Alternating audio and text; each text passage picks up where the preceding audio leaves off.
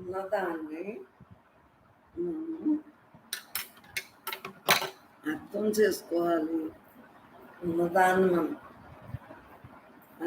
స్వస్వరూపానందంతో మనం ఉంటూ ఉన్నదాంతో ఉన్నట్టుగా అలా ఉంటుంది.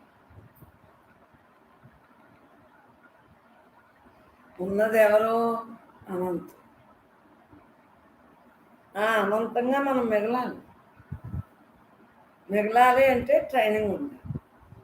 లేకపోతే మాయలో మమేకం అయిపోయి మామూలు కవులు చెప్పేసుకుంటాం. ఇవి ఉన్నదాన్ని గుర్తుంటుంది. సత్సంగం వలన ఏం చెప్తుంది? ఉన్నదాన్ని గుర్తు చేసుకుంటున్నాం. చేసుకుంటా అంటే అలవాటయ్యి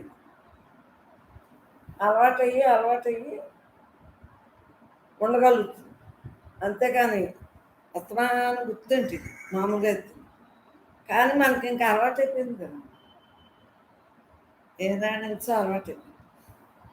అలవాటైపోయి ఏం చేస్తున్నాము? ఉన్నది ఉన్నట్టుగా, లేనిది లేనట్లుగా అలా సర్వం బ్రహ్మమయంగా ఉంది. బ్రహ్మంగా చూడాలంటే మామూలుగా చూడలేరు. గుణాన్ని చూస్తారు కానీ బ్రహ్మంగా చూడాలి. ఎవరినైనా సరే నిన్ను ఎలా చూస్తున్నావో వాళ్ళనైనా నువ్వే కదా, వాళ్ళే కదా, ఎవరైనా బ్రహ్మంగా చూడవలసిందే. చూడకపోతే పోయేది ఎవరో? మనమే. మనకే జన్మలు వస్తాయి. ఎవడో కూడా మనకి వాళ్ళ గుణాలతో వాళ్ళు ఎలాగే ఉంటారు. మనం ఎవరినైనా బ్రహ్మంగా చూడకపోతే మనకే బ్రహ్మజ్ఞానం తెలియబడ్డది కాబట్టి మనమే నష్టపోతాం. ఎవరూ నష్టపోరు. అంటే ఏంటి? వాళ్ళు ఎలాగ నష్టపోయామన్నదే తెలియదు. ఇప్పుడు నష్టపోతున్నాం అని మనకు తెలుస్తాం. టైం వేస్ట్ చేసుకోకూడదని ఇవన్నీ వాళ్ళకి మామూలు వాళ్ళకి తెలుస్తుందా? సరదాగా బజార్కి వెళ్దాం, వీటిలో ఉందాం, వాటిలో ఉందాం అనుకునే వాళ్ళకి కుదరదు కదా. మనకు ఎలాగ తెలియబడుతుంది అంతే. మనం అలా ఉండటం. ఈ అనంతత్వం నాలో నీలో అందరిలో అంతటా వ్యాపించి ఉంది అన్న తత్వం తెలియబడ్డంది కాబట్టి దేని ఎందుకు మమేకం అవ్వాలో మనకే తెలియదు. ఎక్కువ మమేకం అయ్యామనుకో జీవన్ముక్తి, పరమాత్మగా మమేకం అయింది. అప్పుడప్పుడే మమేకం అయ్యామనుకో మొదట్లో ఇప్పుడు ఎక్కువగా అలవాటు అయిందా లేదా? ఇప్పుడు మీకు ఇంకా ఈ అలవాటైన వాళ్ళకి ఏమైంది? ఉండిపోతున్నారు. మీరు కొత్తగా వచ్చిన వాళ్ళకి ఏమైంది? అలవాటు చేసుకుంటున్నారు, గుర్తొచ్చినట్టు. అవునా? వీళ్ళకి ఏంటి? ఇంకెప్పుడు అదే అలవాటు కదా, ఇంకా అలా ఉండిపోతుంది. అర్థమైందా? మీకు ఎంతవరకు పనిష్మెంటు? మన సొంతం చిన్న జుర్మానాలు వేస్తారు చూడు, ఏదన్నా తప్పు చెప్తే జుర్మానా ఇరా, అలా నీకు చూస్తుంది. అవునా? నీ మనసు వస్తుంది, అది వ్యాపకత్వం చెందితే పెద్ద మరణ శిక్ష, లేకపోతే చిన్నది. అంతే కదా. మనకు బాహ్యంలో జరిగేవన్నీ ఇవి ఒకటే. అంతర్ముఖంగా ఉన్నదే, బాహ్యంలో ఉన్నది ఒకటే. ఇప్పుడు మనకేంటి? 24 గంటలు తనతో తాను ఉంటా, అలా రిలాక్స్గా ఉంటా. ఇప్పుడు ఏం పనున్నా రాసేస్తుంది. 24 గంటలు తింటూ ఉంటాం, ఉన్నది ఉంటాం. ఆఖరి వరకు అలా జరుగుతూ ఉంటుంది కదా. ఇప్పుడు ఇది అవ్వదు, ఇది అయిపోతుంది అనుకుంటున్నా, ఏదో ఒకటి అయిపోతాను. ఏదో రోగం రొచ్చు ఏదో ఒకటి ఉంటానే ఉంటుంది. ఒక సమస్య ఏదో ఒకటి చచ్చి వరకు ఉంటాను. దాంట్లో మమేకోకుండా ఉన్నది నేనే.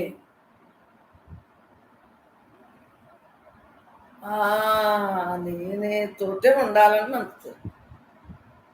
మీకు ఏమనుకుంటుంది? ఈ నేను మర్చిపోయి ఆ ఫ్యాన్, ఆ లైటు, ఈ గుర్తు అంటే వాళ్ళ భావాలు, వాళ్ళు ఎలాంటి వాళ్ళు కదా అని గుర్తురావా?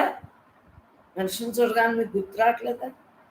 వాళ్ళు ఎలాగా నీ యొక్క ధ్యానాభ్యాసం ద్వారా నువ్వు సెటిల్మెంట్ చేసుకోవాలి. అది ఎవరు చెప్పలేదు. నేను చెప్పడం వరకునే కానీ నీ ఇంటికి వచ్చి ఇదే పని నాకు కూర్చోని స్కూల్లో ఉన్నంతసేపు కదా దిద్దుంటాం. చెప్పండారా, ప్రైవేట్ మాస్టర్ని ఎందుకు పెడతాం? స్కూల్ అయిపోయాక ప్రైవేట్ ఎందుకు పెడతాం? మళ్ళా దిద్దించిన దాన్ని మాస్టర్ చెప్పిన దాన్ని ప్రైవేట్ మాస్టర్ ద్వారా మళ్ళీ కూర్చోబెట్టు దిద్దించడం కోసం. అలా మీరు ఇంటికి వెళ్ళాక కూడా పుస్తకం, పాఠం, పద్యం, భజన అన్నట్టు ఏదో రకంగా చేసుకుంటే ప్రైవేట్ మాస్టర్ వచ్చి ప్రైవేట్ చెప్పినట్టు చెప్తుంది. అవునా? సరిపోయిందో ఉపమానం? ఎక్కడో ఏవో ఎందుకు చెప్పుకోవటం మనయే చెప్పుకోవాలి. అప్పుడు ఏమవుతుంది? నీకు ఇంకా స్టాండర్డ్ అయిపోతుంది. ఆ చదువు మీద అలా ఫాలో అయిపోతుంది. ఆటల మీదకి వెళ్తాను. అమ్మో నేను చదువుకున్నాకనే వెళ్తాను ఆటల్లోకి. తెలివైన వాళ్ళు రాగానే హోంవర్క్ చేసేసుకున్నాను. స్కూల్లో చెప్పింది అలా హాయిగా అక్కడ వింటారు, ఇక్కడ హోంవర్క్ చేస్తారు. ఆటల పిచ్చిలో ఉన్నోళ్ళకి ఏమవుతుంది? పిల్లలకి ఇలా వస్తుంది ఏమన్నా వాళ్ళు ఆడేసుకుంటున్నారు జరుగుతుందో లేదో ఇలాగే వాళ్ళందరూ ఆడేస్తున్నారు. వాళ్ళు ఆడేసుకుంటున్నారంటే వీడు చదివేసుకుంటే ఆడేసుకోవచ్చు కదా. చదవడంట ఆటల మీద దృష్టి పెడితే వీడికి చదువులో ఇదే తంతు మందని. ఎవరిదో ఎందుకు మనతంతే. మన పిల్లల్ని చదువుకోమని పీకేమో లేదా? వాళ్ళు చదువుకున్న వాళ్ళకి తల్లిదండ్రులు ఎంత సుఖపడతారు. ఇంకా మా పాప చెప్పకుండానమ్మా దానంతా అది అది చిన్నప్పటి నుంచి ఉంటాయి. కొంతమందికి సుకృతో సత్తు మధ్యలో మారచ్చు. చదువు లేని వాళ్ళు చదవచ్చు, చదివేవాడు మానచ్చు. చెప్పలేం. అంతే కదా. ఎండమావం లాంటిది ఈ జీవితం. కొద్దిసేపు బాగున్నట్టుంది, కొద్దిసేపు కాదండి. అన్ని వేళ ఒకేలా జరగదు మనం. అట్లేమో గ్రహస్థితులమ్మా అంట. బాగోదని ఏమంటాం? గ్రహస్థితి మీద పెట్టాం. గ్రహస్థితి బాగోకమ్మా అలా ఉన్నారమ్మా. గ్రహస్థితి మీద పెట్టకపోతే మీ మీద పెట్టామనుకో ఉతుతారు నన్ను. ఏమన్నాలే గ్రహస్థితి బాగోలేదమ్మా. ఇంకా అంతే. అన్ని వేళ ఒకేలా ఉంటాయంటే మనం చేసుకొచ్చినవి అన్నీనే రకరకాలుగా ఉంటాయి. విడదీసుకున్నప్పుడు రకరకాలుగా ఆ రకరకాలు మర్చిపోయి నాకు ఆనాళ్ళలాగే ఉండాలి. మింగం ఎత్తుకునేది మేసాలకు సంపంగం చిన్నప్పుడు అని అలాగా ఉంటే కుదురుతుందా?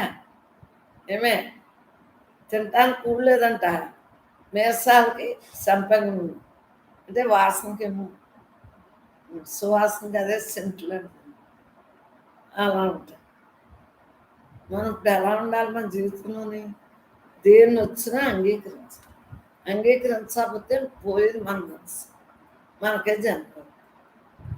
ఇతరులకే అలా తెలీదు. తెలుసుకునేవాడికి ఆగి వెళ్ళిపోతుంది.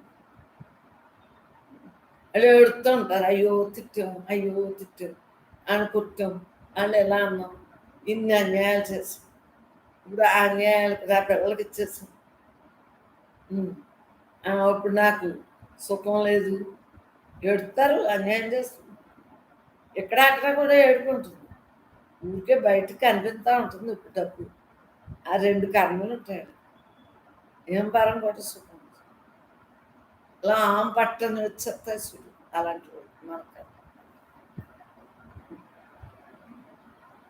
ఉన్నదాన్ని జాగ్రత్త పెట్టుకుంటా దానికి తగ్గట్టు రూపాయికి ఓ పావులా ఖర్చు పెట్టుకుంటే మిగిలిన ముప్పాలు ఉంటుంది. అలాగే మనకు అనారోగ్యం రాని మన జీవితం వెళ్ళాలి కదా. చెప్పండిరా ఏ టైంలో ఏం జరుగుతుంది? చిన్నపిల్లలకే వైద్యం అంటారు. పిల్లలతో చచ్చిపోతున్నామ్మా హాస్పిటల్ తిరగలేకంటారు. అలా ముసలోళ్ళతోటి మధ్యలో ఎన్ని వచ్చినానమ్మా పని ఉంటుంది కదా మధ్యలో. ఆ పనితో మర్చిపోతారు. తలపోటు వచ్చిందనుకో నువ్వు వంట ఉండాలి, 10 మంది చుట్టాలు వచ్చారు. తలపోటు వచ్చిందంటే కుదురుతుందా? నువ్వు తప్పనిసరిగా అక్కడ వంట పెట్టాలి. భోజనానికి వచ్చారు నీ తలపోటును లెక్క అవునా కదా. అంతేగాని రోగం ఉండదండి. మధ్య వయస్సులకి ఉంటుందో, చిన్నపిల్లలకి ఉంటుంది, ముసలికి ఉంటుంది. ఎవరికైనా రోగాలు లేకపోవటం ఉండదు. ఇంకా ముసలోళ్ళు పని పట్టలేనప్పుడు అదే మమేకం అవుతుంది. అందుగురించే ఎవరో గిద్దురాళ్ళు వండుకోమంటారు. మీ అత్తగారు వండుకుంటున్నారు, సుఖంగా లేదా మీకు? కోడలకి, కొడుకులకి, మనవలకి. అలా ఎవడు వంట వాళ్ళు వండుకుంటే కొంత కాలక్షేపం. మీ దగ్గర ఉంటే కలిసి వస్తుంది రైటే, కానీ కలిసి వస్తుందంటే వాళ్ళకి స్థిమితంగా ఉండాలి. వాళ్ళు ఎప్పుడు ధ్యానం చేసుకోవాలంటే అప్పుడు ధ్యానం చేసుకుంటారు, ఎప్పుడు పుస్తకం చదువుకోవాలంటే అప్పుడు చదువుకుంటారు, వాళ్ళు ఎప్పుడు తినాలంటే అప్పుడు తింటారు. ఏడవాళ్ళు 2, 3 అయినా అన్నం తింటారు. వీళ్ళకి అరిగిపోయి నిద్ర లేచి ఏంటి టీలు అన్నీ అయిపోయిన వాళ్ళు అన్నం. మరి ఒక్కొక్కళ్ళు ఒక్కొక్క తరానికి మరి మార్పు లేదు. మా మామగారు పొద్దుటే భోజనం, టిఫిన్ తిన్నా భోజనానికి వచ్చేసి, అయితే వంటోళ్ళు కాబట్టి అలాగే వండి పెట్టారు. తెల్లారుజాము టిఫిన్ 7ంటికి 6:30కి తినేసినా సరే మళ్ళీ 8:30కి భోజనం, మళ్ళీ సాయంత్రం 4ంటికి. నీకు అర్థమైందా? ఒక్కొక్క తరానికి ఒక్కొక్క రకం. ఆ టైంలో వాళ్ళకే దండం పెట్టుకోవాలి చేసుకుంటూ. అవునా? మనకే వాళ్ళకే తేడా ఉంటుంది. ఇంకొక తరం వచ్చినప్పటికి మాకు ఇంకో టైం, మా తరానికి ఇప్పుడు తరానికి, మా పిల్లల తరానికి మా పిల్లల తరానికి, మా మనవల తరానికి అర్థమైందా? అప్పుడు మేము సంతకాలు కొట్టుకునేవాడు మా చిన్నప్పుడు. అంతే కదంటే దీపాలు నా చిన్నప్పుడు, మరీ చిన్నప్పుడు. ఆ తర్వాత కరెంట్ వచ్చింది, ఆపేసుకో తెల్లారుజాములు వేసి చదువుకున్నాడు, సంతకాడు కొంతసేపు. మరి ఏంటి కారణం? వీళ్ళు అర్ధరాత్రిగా రావటం, మనం లేచే టైంకి వాళ్ళు నిద్ర, మనకు వంటలు అయిపోయి మనకు సత్సంగా అయ్యేటట్టుగా వాళ్ళు ఇలా ఉంది. అందు గురించి ప్రతిదాన్ని మనం ఏం చేయాలి? అంగీకరించడం నేర్చుకోవాలి. లేకపోతే మనకి ఈ జన్మ కాదు, ఇంకే జన్మైనా ఇలాగే ఉంటాయి. ఈ జన్మలో కష్టం అంటున్నాం, మిగిలిన జన్మలు సుఖపడిపోతున్నాయా? మిగిలిన జన్మలో దేహం వచ్చినట్టు సుఖపడ్డాయా?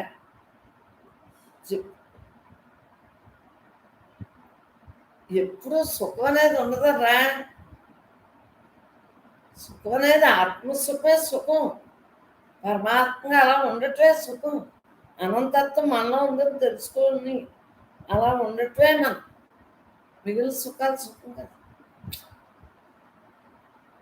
పాపం ఇక్కడ పెద్ద చెట్టు ఉంటుంది, పిల్లలందరూ తరిగితే చెట్టు, ఆ పిల్లకాయల్ని పట్టుకుంటుంది కదా కోతి, ఇలా ఉంటుంది కదా, తల్లిని పట్టుకుంటుంది. మరి పిల్ల ఏం చేస్తుంది? పిల్లల్ని పెట్టి ఇల్లు తిప్పుతుంది. కోతి ఏం చేస్తుంది? అది బాగానే ఉంటుంది. కోతి పిల్ల తల్లిని పట్టు. అర్థమైంది? ఇలా ఈశ్వర న్యాయం, మార్జాల న్యాయం రెండు. దేన్నైనా దాని ఫలితం అలా. పిల్ల తల్లిని పట్టు, మనం చూసి నవ్వచ్చు. ఇక్కడి నుంచి అంతంత లెక్క ఆ పిల్లని వేసుకున్నాం, టపా టపా మేళ అలా అలా గతులేస్తాం, చిట్టారు కొమ్మకెళ్తాం. ఈ పిల్లలకు దొరకం. అన్నీ అయినాయి కదా. ఈ జన్మలో ఎంత రిలాక్స్గా ఉన్నాం కదా. పాపం కొట్టేస్తంటే పిల్లలు అలా తరుగుతుంటే పిల్లలదే తప్పులేదు, నేను తలపేసేస్తున్నాను ఎక్కడ మన మీద. పాకట్లో ఈ షికారంతా చూడటం మానేసి తలపేసేస్తున్నాను, లోపలికి వచ్చేస్తున్నాను, కిందకు వచ్చున్నాను. వాళ్ళు వస్తుంటే మళ్ళీ పరుగు. ఇంతే కదా మన జీవితం. ఒక్కొక్క విషయం వస్తా అంటే ఇంతే కదా. మన విషయాలు పెట్టుకున్నాను.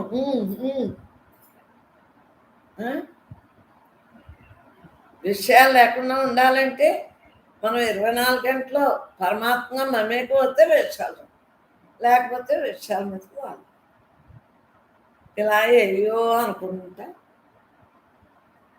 రోజు అనుకోను, ఏదైనా సంఘటన చూస్తే అవన్నీ పుట్టి వచ్చాం కదా ఇక్కడ దర్జాగా తిని శుభ్రంగా వంటలు వండి పెడతాం తిని హాయిగా ఉంటాం. ఇంకేం రోగం ఉంటా ఆ జీవులు అన్నట్లుగా నయమే కదా. నేను నవ్వుకుంటాను ఇవన్నీ మొక్కలు కదా రోజుని ముంగుస పిల్లల ఉడత అలా తిరుగుతాం అవన్నీ రోజు వాటి దారి అవి చూసుకుంటాం. నా దారి నా వాకింగ్ ఎలాగో వాటికి అంతే కదా స్థానం. మనం భీమవరం ఉన్నాం, అలాగే భీమవరమే ఉన్నాయి. అడవిలో లేవు కదా. రోజు అలా తిరుగుతుంటే చూస్తా పరమాత్మ ఇవన్నీ మనం పుట్టాం కదా. పని పట్టు లేక మైండ్ అనేసుకుని ఇంకా బాగా ఉండాలి, ఇంకా బాగా ఉండాలి, ఇంకా బాగా ధ్యానం చేసుకోవాలి, ఇంకా బాగా ధ్యానం చేసుకోవాలి. వాటికన్నా మనం నయం కదా. అవన్నీ పుట్టి పుట్టి వచ్చాం కదా. ఆ రాముడు ఇలా అన్నాడు కదా, ఏదో తత్వవిచారణ చేసుకుని శుభ్రంగా ఇంకా బాగా ధ్యానం చేసుకుంటాం. తత్వవిచారణ దేనికి? మన మనసుకి. ఆత్మగా ఏముండదు, అది సత్తుందా పడుతుందా, దానికే రోగం పెట్టి ఉన్నది నేనే అని హాయిగా ఉంటుంది మనసు. మానేస్తున్నాం అనుకో, విషయాల మీద మమేకం అయిపోయి అనుకో, అలా మళ్ళీ అన్ని పుట్టాలి కదా. మళ్ళీ నాతో నేను అలా ఎంజాయ్. తత్వవిచారణ దానికి కావాలి. వాటికన్నా మనం నయం కదా, వాటికన్నా మనం నయం కదా. మనకన్నా తక్కువ వస్తున్నోళ్ళని, తక్కువ రోగాలు ఉన్నోళ్ళని, తక్కువ కష్టాలు ఉన్నోళ్ళు కదా, ఎక్కువ కష్టాలు ఉన్నోళ్ళని చూస్తాం. ఎక్కువ కష్టాలు ఉన్నోళ్ళని చూస్తుంటే వాళ్ళకన్నా మనం నయమే కదా. నేను అలా చూస్తున్నాను. ఎక్కువ కష్టాలు ఉన్నోళ్ళని చూస్తుంటే వాళ్ళకన్నా నయమే కదా. అలా అనుకో, అర్థమైందా? మనకన్నా తక్కువ ఆస్తులు చూడు పాపం వాచ్మెన్ అవన్నీ ఉంటారు. వాళ్ళకే పాపం కారు ఎక్కాలని ఉంటుంది కదా, మనం ఎక్కించుకుంటే ఏయో అలా మనకి ఏదైనా మనసు వచ్చినప్పుడు అలాగా ఏదో ఆ పరిశ్రమను చూస్తే అప్పుడు వాళ్ళకన్నా మనం నయమే కదా. అలా మర్చిపోవాలి. మర్చిపోతే అదే ధ్యాసలోకి. పెద్ద కరోనా వచ్చిన వాడికన్నా నయమే కదా. పైనుంచి కిందకి మనకి టీవీలో చూపించకూడదు కదా. ఇప్పుడంటే టీవీ వేసుకోక నాకు బాగాలేదు కదా. మనం శ్మశానానికి ఎలా తీసుకుపోయేవారు? వాళ్ళకన్నా నయమే కదా. ఇంకా భార్య భర్త లేదు, పిల్లలు లేదు, అయ్యి లేదు, తల్లిదండ్రులు ఏం లేదు. మరి అవన్నీ గుర్తు చేస్తుంటే మనం నయమే కదా. ఇలా అన్నీ మన మీద ఆపాదించుకుంటా అంటే వాటికన్నా మనం నయమే కదా. అన్యాయం చేస్తే భీష్ముడు అంబశం మీద ఉన్నట్టు మనం అన్యాయం చేస్తే అంబశం మీద ఉండాలి తప్ప. భీష్మాచార్యుల వారే అంబశం మీద ఉన్నారు. మనకి ఇంకో రకంగా ఉంటుంది ఆ ఫలితం. తప్పదు. తప్పు చెప్తే తప్పు మరి ఏది చెప్తే దాని ఫలితం వస్తుంది కదా. నువ్వు హాయిగా నెయ్యి వేసుకుని పప్పు అన్నం, నువ్వు నెయ్యి సరిపోయిందో లేదో తిని చూసి మరీ పిల్లలు పెడతారు. పప్పు చారులో ఇంత నెయ్యి వేసి మరీ పెట్టేవాడు, ఇంత అన్నం శుభ్రంగా తినేవాడు. ఇప్పుడు రకరకాలు పెడతాం. అవి అరిగి సాగుతాం. పొట్టలో నొప్పి వస్తే మళ్ళీ డాక్టర్ అంటే భీముళ్ళు అయిపోవాలంట. పుట్టగానే భీముళ్ళు అయిపోతారా? ఇలా ఉంది తిండి. అప్పుడు ఎంత పప్పు వేసి చారేసి మెత్తగా పిసికేసి ఇప్పుడు మళ్ళీ ఆడికి వేరుగా వంటలు. అవును, పిల్లలకి వేరుగా వంటలా, నీకు వేరుగా వంట? అసలు మర్చిందా? పని పట్టు లేక ఆ అన్నాన్ని వేడివేడి అన్నాన్ని గట్టించుకుని గట్టిగా ఇలా అంటే మెత్తగా అవదా? ఉందిలేండి మీ బాజా, మా బాజాలన్నీ అయిపోయింది. మీ బాజా ఇంకా బాగా ఉంటాయి. కలియుగం కదా, రోజు రోజుకి మీ మనలో నాటికి నీకు ఇంకా ఏముంటాయి చిత్రాలు. అంటే వేరే కాదు, ఆ రోజుల్లో ఇంకో రకం చిత్రం, మన అమ్మల రోజుల్లో ఓ రకం చిత్రం, మన అమ్మమ్మ రోజుల్లో ఓ రకం చిత్రం, మన రోజుల్లో ఒక చిత్రం, మళ్ళీ ఆడపిల్లలకు మళ్ళీ ఇంకో చిత్రం. అలా పుడతానే ఉంటుంది. వీటిని మన్నం చేసుకుంటే నువ్వేమవుతావే? మా అమ్మమ్మ నాడు ఇలా ఉన్నావు, మా తాతల నాడు ఇలా ఉన్నావు, ఎందుకే అది వస్తుంది. పరమాత్మగా ఉండాలి తప్పించి ఏ సోది చెప్పినా పోయేది మనమే. సోది చెప్పాలనుందా? ఉన్నది నేనే, నేను తప్ప రెండోది, ఉన్నది నేనే, నేను తప్ప రెండోది అన్న భావంతో తెలియబడ్డింది కాబట్టి అలా పరమాత్మ మమేకం అంటారు. హాయిగా నేను తప్ప రెండోది లేదు, నేను తప్ప రెండోది అలా ఉండిపోతాం. అర్థమైంది? అలా ఉండిపోవాలి. ఉన్నది నేనే, ఉన్నది నేనే, నేను తప్ప రెండోది, నేను తప్ప రెండు. ఆ భావంతో అలా ఉండటం వలన అలా ఖాళీ దొరుకుతుంది. లేకపోతే విషయవాసం మనం ఎంత మనకి ఎంత ఆస్తున్నా, ఎంత బలం ఉన్నా విశ్వాసం తక్కువ. 10 మంది పిల్లలు అనుకోండి, దానం కొద్దీ పెట్టరు. 10 మంది పిల్లలు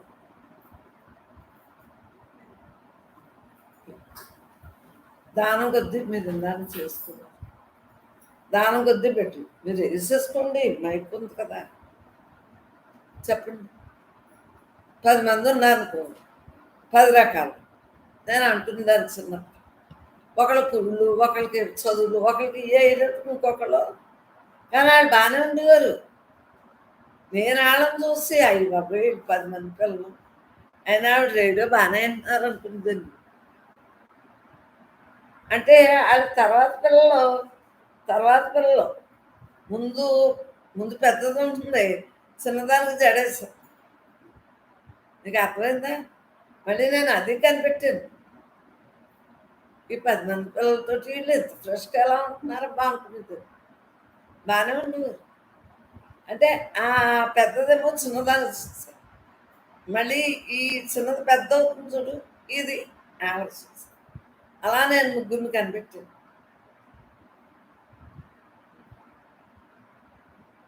లేకపోతే అలా అవుతాయి పనులా?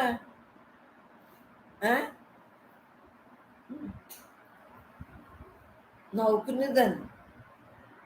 ఒంటికేసి సొంటి కొమ్ము కథ ఉందా లేదా నీకు? చెప్పే. 10 మందికి ఎంత కథ ఉందో నీకు అదే కథ ఉంది. ఒక్క పిల్లవాడని అంటే ఏంటి? నీ తలపులు అలా ఉంటాయి.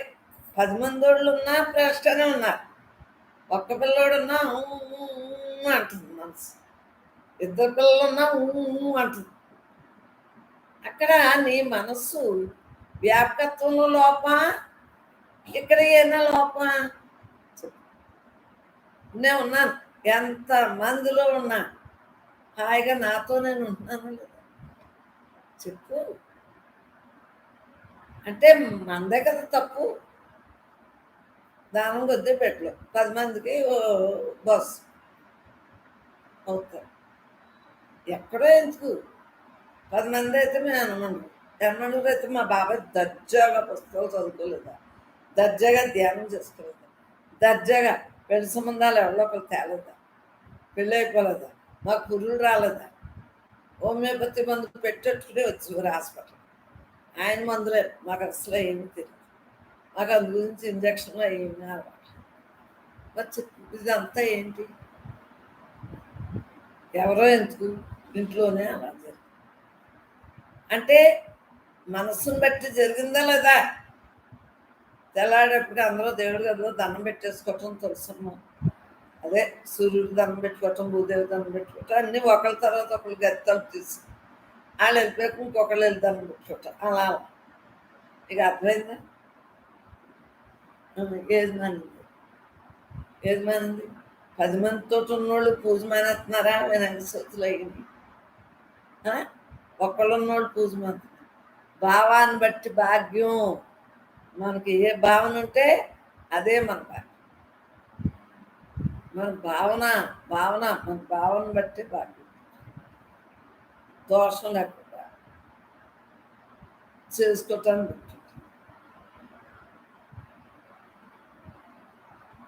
ఇప్పుడు విధిని మళ్ళీ మనం తెచ్చుకుంటామా?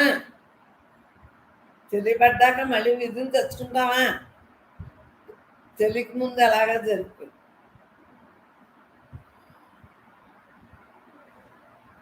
తెచ్చేస్తుంది.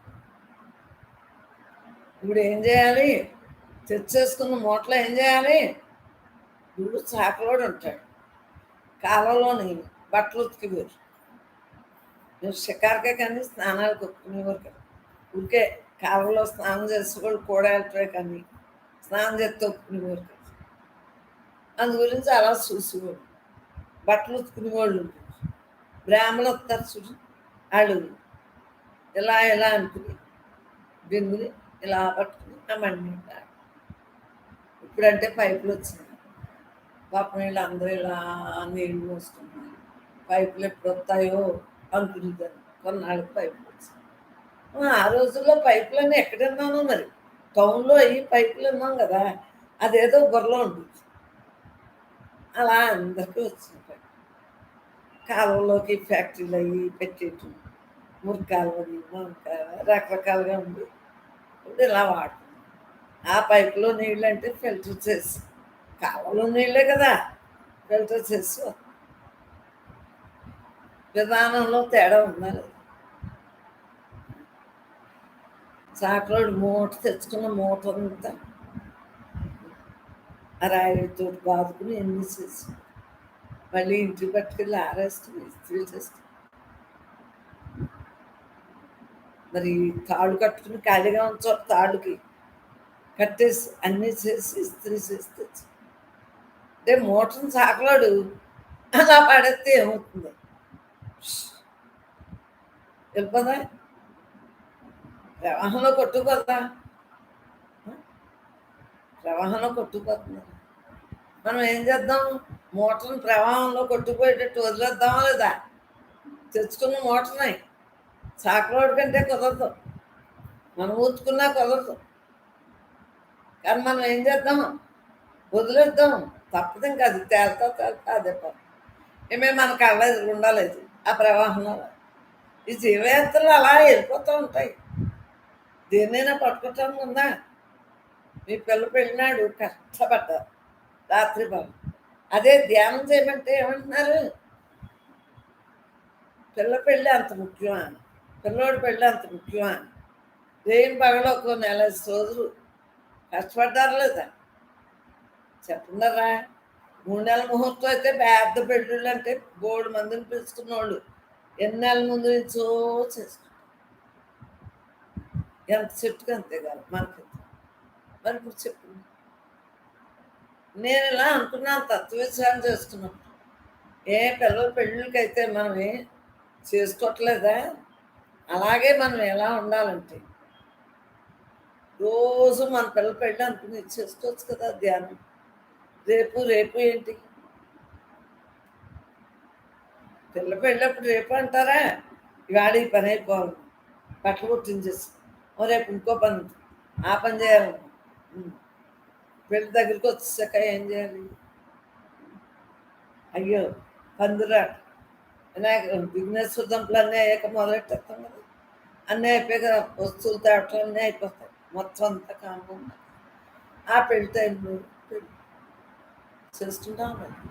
అంటే పని ముందు నుంచి చేసినా ఆ టైంకి ఆ పని చేస్తాం. ముందు నుంచి చేసి పని ముందు నుంచి చేస్తాం. ఇల్లు దులుపుకుని కాదు, ఇల్లు రంగులు వేసుకుని ఇవన్నీ ముందు చేస్తాం. పెళ్ళినాడే చేయలేదు కదా. అలా నువ్వు శక్తి ఉండగా ఇప్పుడు నుంచి పని చేయి. ఆ పెళ్లి టైంకేమో ఆ పని చేస్తాం.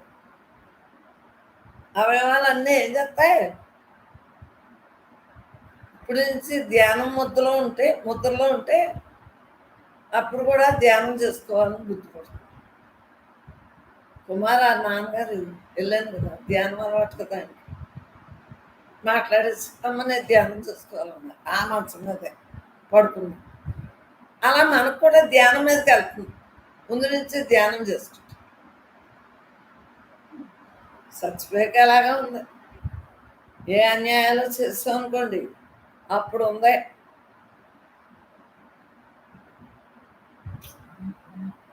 పిల్లలకి అన్యాయం చేసి ఇచ్చింది. ఆ కర్మ నేను అనుభవించవలసి వస్తుంది. వాళ్ళు జమీందారులా ఉన్నారు. అప్పుడు మమకారంతో తెలియలేదు. ఆళ్ళ కొట్టి ఈళ్ళ కొట్టి తెచ్చాను అని అప్పుడు చెప్తారు. నీ ఊడ్చేనికి ఎప్పుడు నేను ఆనందిస్తాను లేదు.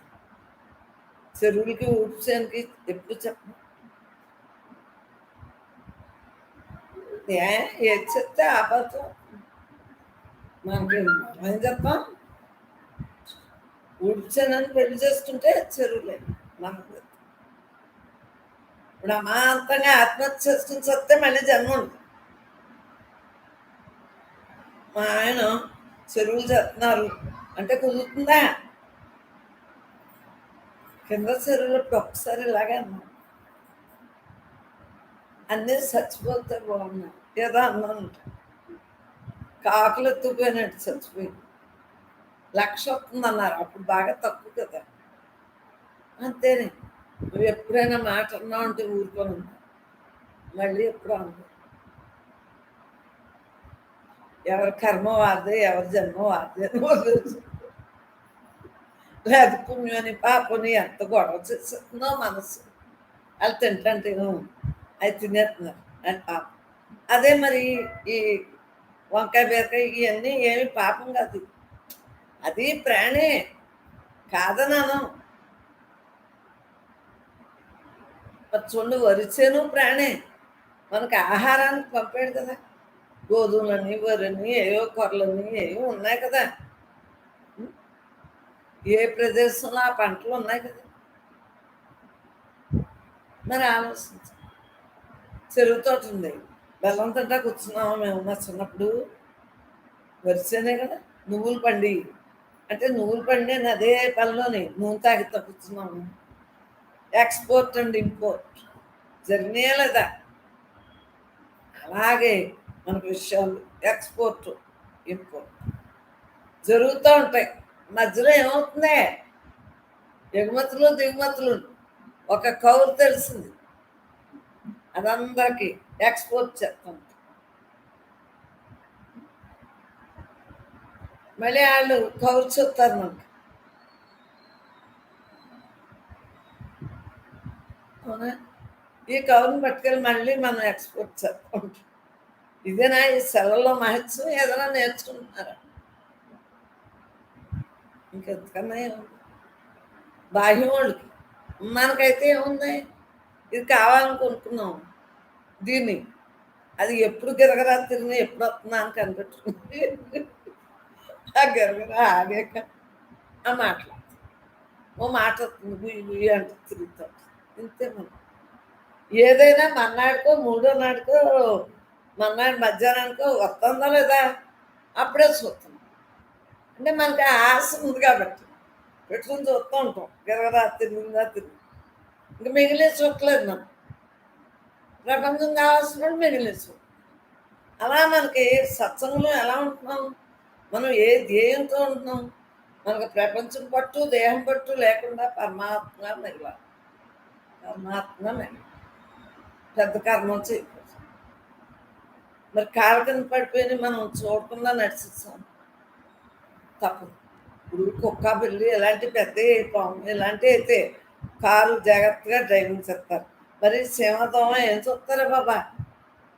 ఇలాగా అయ్యో అగ్ని ప్రతిష్ట పాప జంతువు అంట, పుల్లా పెడక పెట్టినప్పుడు వాటికి ఎన్నో ఉన్నాయేమోని ఇలా ఇలా కొట్టి ఈ మంత్రం అనుకుంటా వెలిగించిపోయి మళ్ళీ అన్నం దాంట్లో వేసి అగ్నిహోత్రుడికి నైవేద్యం. ఇప్పుడు గ్యాస్ పైకి వెళ్ళి చూడు కూర్చుంటాయి. అప్పుడు ఏం చేస్తున్నాం? పరమాత్మ ఇదంతా నువ్వే చేయించమని అలా దండం పెట్టేసుకున్నాం. అవి మానలేదు, మనం తింటా అంటేనే మానలేదు. పరమాత్మ అనుకుంటా తిని, బ్రహ్మాత్మ అనుకుంటా తిని, బ్రహ్మాత్మ అనుకుంటా వంట వండినాడు. వంట ఎవరు వండారు? ఆ పరమాత్మ. తినేది ఎవరు? ఆ పరమాత్మ అని అలాగా బ్రహ్మాత్మ అనుకుంటా. అవునా? అప్పటికిప్పటికి మన పనిలో ఈ తేడా ఉందా లేదా? అప్పుడు అలా కుదిరింది, ఇప్పుడు ఇలా కుదిరింది. ఎప్పుడూ ఒకేలా కుదరవు కదా. ఆ? అమెరికాలోనా ఎక్కడో దీపం పెడితే సైరన్ వస్తుందన్నారు ఎవడోని. రోజు దీపం పెట్టుకోవచ్చా దేవుడికి? అమెరికాలో మీరు వెళ్ళారు కదా, ఇంగ్లాండ్లో అయ్యి అమెరికాలో అయ్యి పెట్టుకోవచ్చా? అమెరికాలో పెట్టుకోవచ్చా? మనం ఇక్కడ దర్జాగా పెట్టుకున్నాం. కొన్ని కొన్ని దేశాల్లో ఏంటోనంట అగ్ని అయ్యి వాటికి ఏవో వస్తాయి, అలా ఉంటుంది. అవటానికి ఒకటే ప్రపంచం, ఒక్కొక్క చోట ఒక్కొక్క పద్ధతి. పిల్లల్ని కొట్టకూడదంట చెప్పారు వాళ్ళు. అలాగా ఏవో ఉంటాయంట. అలాగా ఏ వాతావరణానికి తగ్గట్టు ఆ వాతావరణంలో లేకపోతే ఎక్కడ పడితే అక్కడ బస్సులు దిగిన చోట పోయకూడదంట. అలా ఏ వాతావరణానికి తగ్గట్టు పైన ఎత్తారు. అలాగా రకరకాల భావాలతో రకరకాలుగా జీవితాలు ఎత్తారు. ఎక్కడ ఏ పరిసరానికి తగ్గట్టు అలా ఉంటున్నావే, కానీ అక్కడ నువ్వే. అక్కడ నీతోటే కదా ఈ దేహం. ఇద్దరు కలిపి వెళ్తాం కదా ఆ ఊరిలో. అక్కడ పంచిపోతాను, అక్కడ ఈ ఆత్మ. కానీ పద్ధతులు మారుతాయి, అవునా కదా? అలా ఇదంతా కూడా సృష్టి. సృష్టిని మనం తలంపులో పెట్టుకుంటే మన విషయాలు మర్చిపోతాం.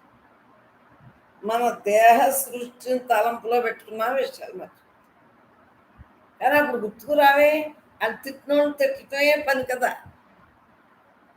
అంటే వాళ్ళు తిట్టిన లోపల బయట పైకి అనకూడదు అన్నప్పుడు లోపలైనా తిట్టుకుంటాం, అది పాపమే.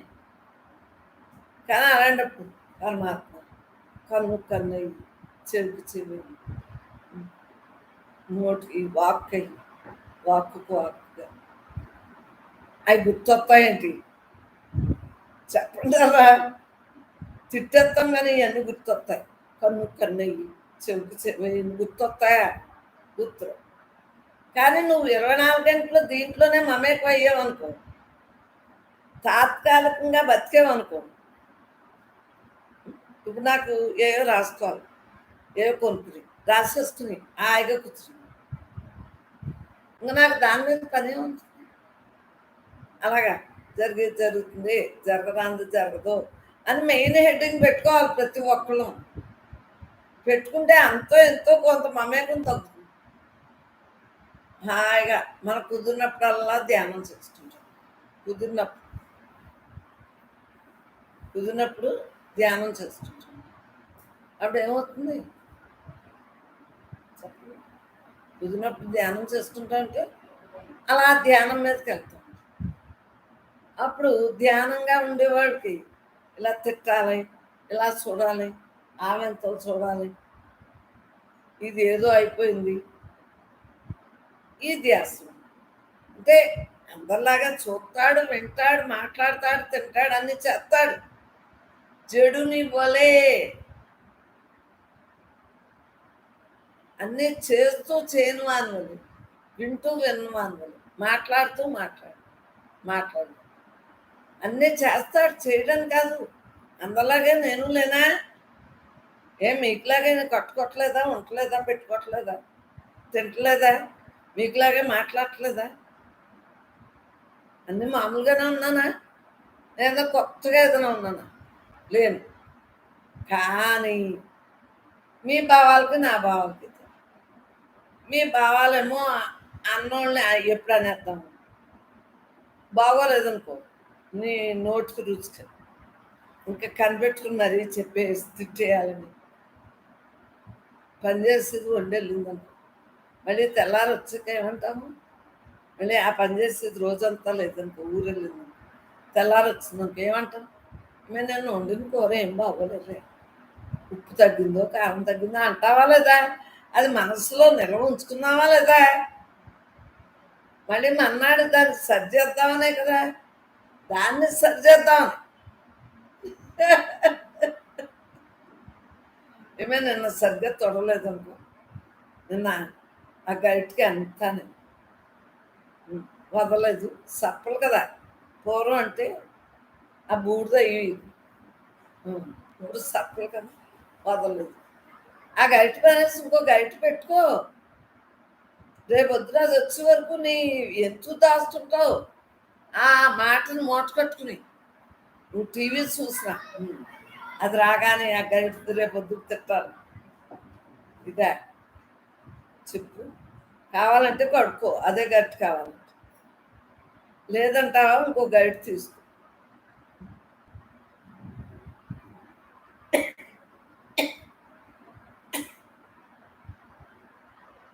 ఇవన్నీ నేను ఇంట్లో చూసే, నాకు ఎవరు ఏమీ చెప్పలేదు. ఇంట్లో చూసే ఇవన్నీ మీకు చెప్తాను. ఇంట్లోయే అని తిట్టాలి అని తిట్టాలి. మన్నాడు వరకు దాచుకుని ఊరుపాం. ఆ గరిటె కాబట్టి ఇంకో గరిటె పెట్టుకోవచ్చు. ఆ గ్లాస్ కాబట్టి ఇంకో గ్లాస్ పెట్టుకోవచ్చు. అంటే నేను కూర్చోమా నేను ఎవరితో మాట్లాడినా నేను కూర్చోమన్నాను.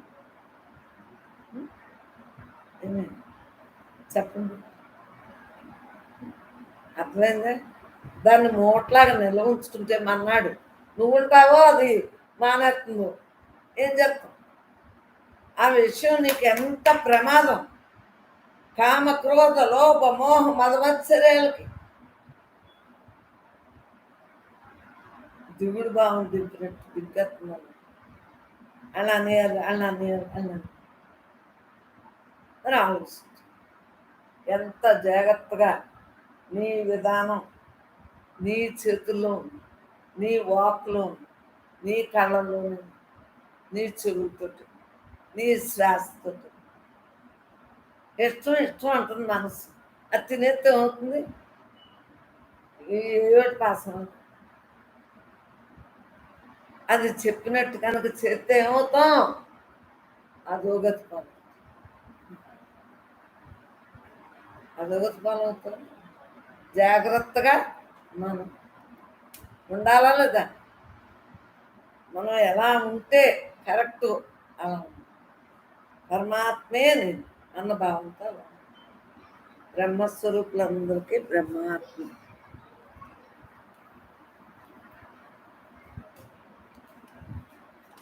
పేజీ గుర్తుందా? చూసుకో.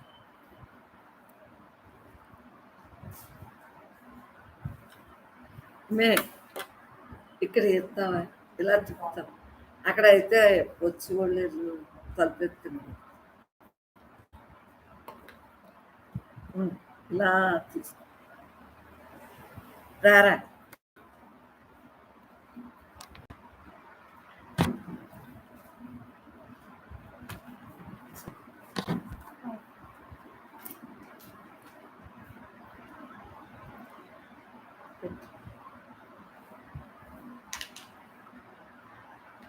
దీని పిల్లల్ని తమ్ముని పెంచింది కదా, దాని పిల్లల్ని అదే పెంచేసుకుంది. నువ్వేమీ పెంచక్కర్లేదు.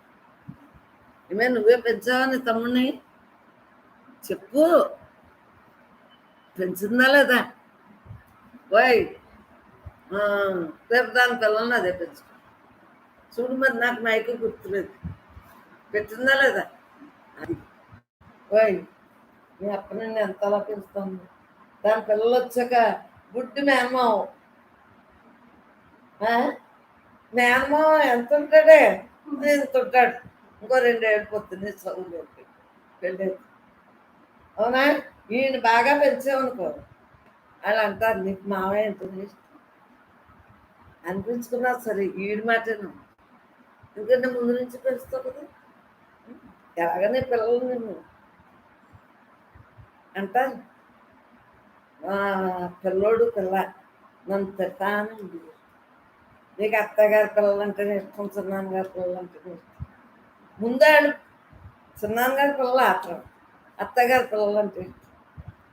అర్థమైందా? అలా తిట్టించుకోవాలి. ముందు పిల్లల్ని చూస్తామే, అప్ప పిల్లల్ని చూస్తాం. అవునా? అవునా?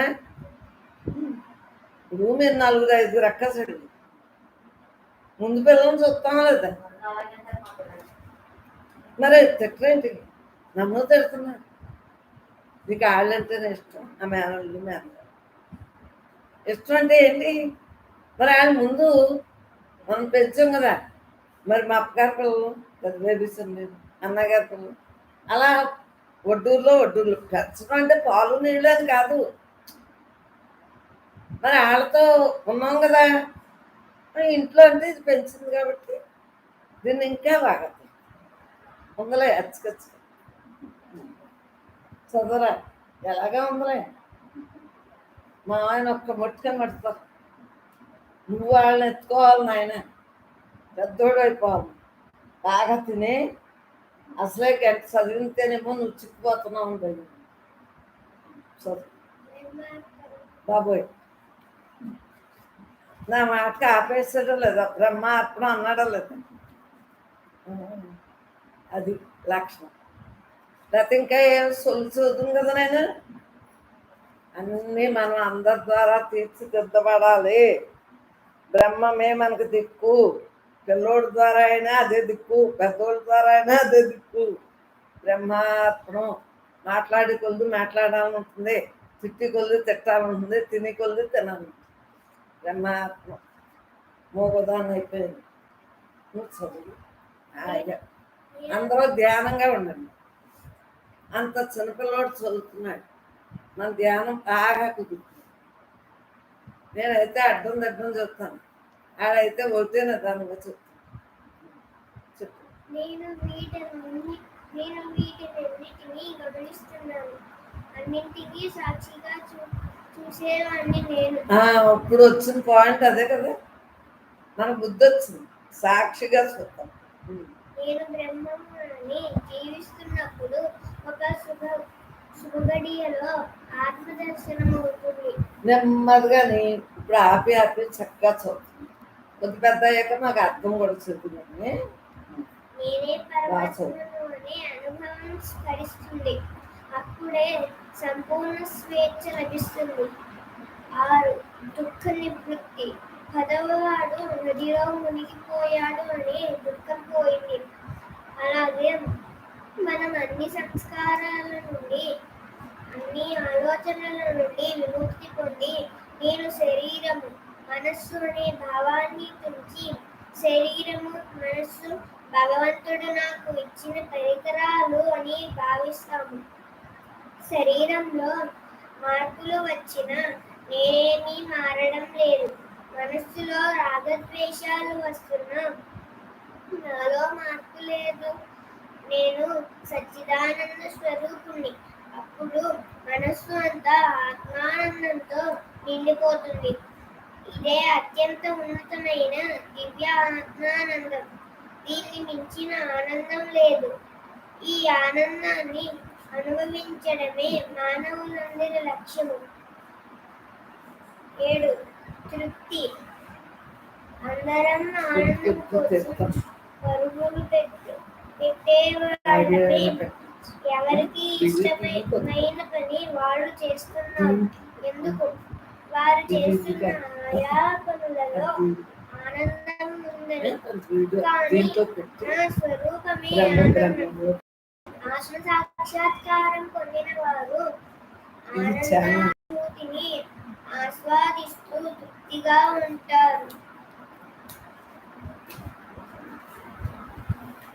ఆత్మానందమే అనుభవించడానికి మనస్సు అవసరం. కాబట్టి జీవించి ఉండగానే మంచి చెడు ఆలోచనలను మనస్సు నుండి తొలగించి, మనస్సును ఖాళీ చేసి, నేను ఆత్మను అనే నమ్మకాన్ని స్థిరపరుచుకొని, అన్నింటినీ సాక్షిగా చూస్తూ ఊరక ఉంటూ మనస్సులో కొత్త సంకల్పాలను చేయకుండా ఉండాలి. నేను బ్రహ్మని సాధన చేస్తున్న తరుణంలో కొంతకాలానికి నేను ఆత్మను అనుభవపూర్వకంగా తెలుస్తుంది. ఆ ఆత్మనిష్టలో చివరి వరకు జీవించడమే జీవన్ముక్తి. ఇదే మోక్షము అంటే. నిరంతర నామస్మరణ, శరణాగతి, సమదృష్టి, పరోపకారం, వైరాగ్యం, ఆత్మనిష్ట అన్నింటినీ ఏకకాలంలో ఆచరించాలి. అప్పుడే మనస్సు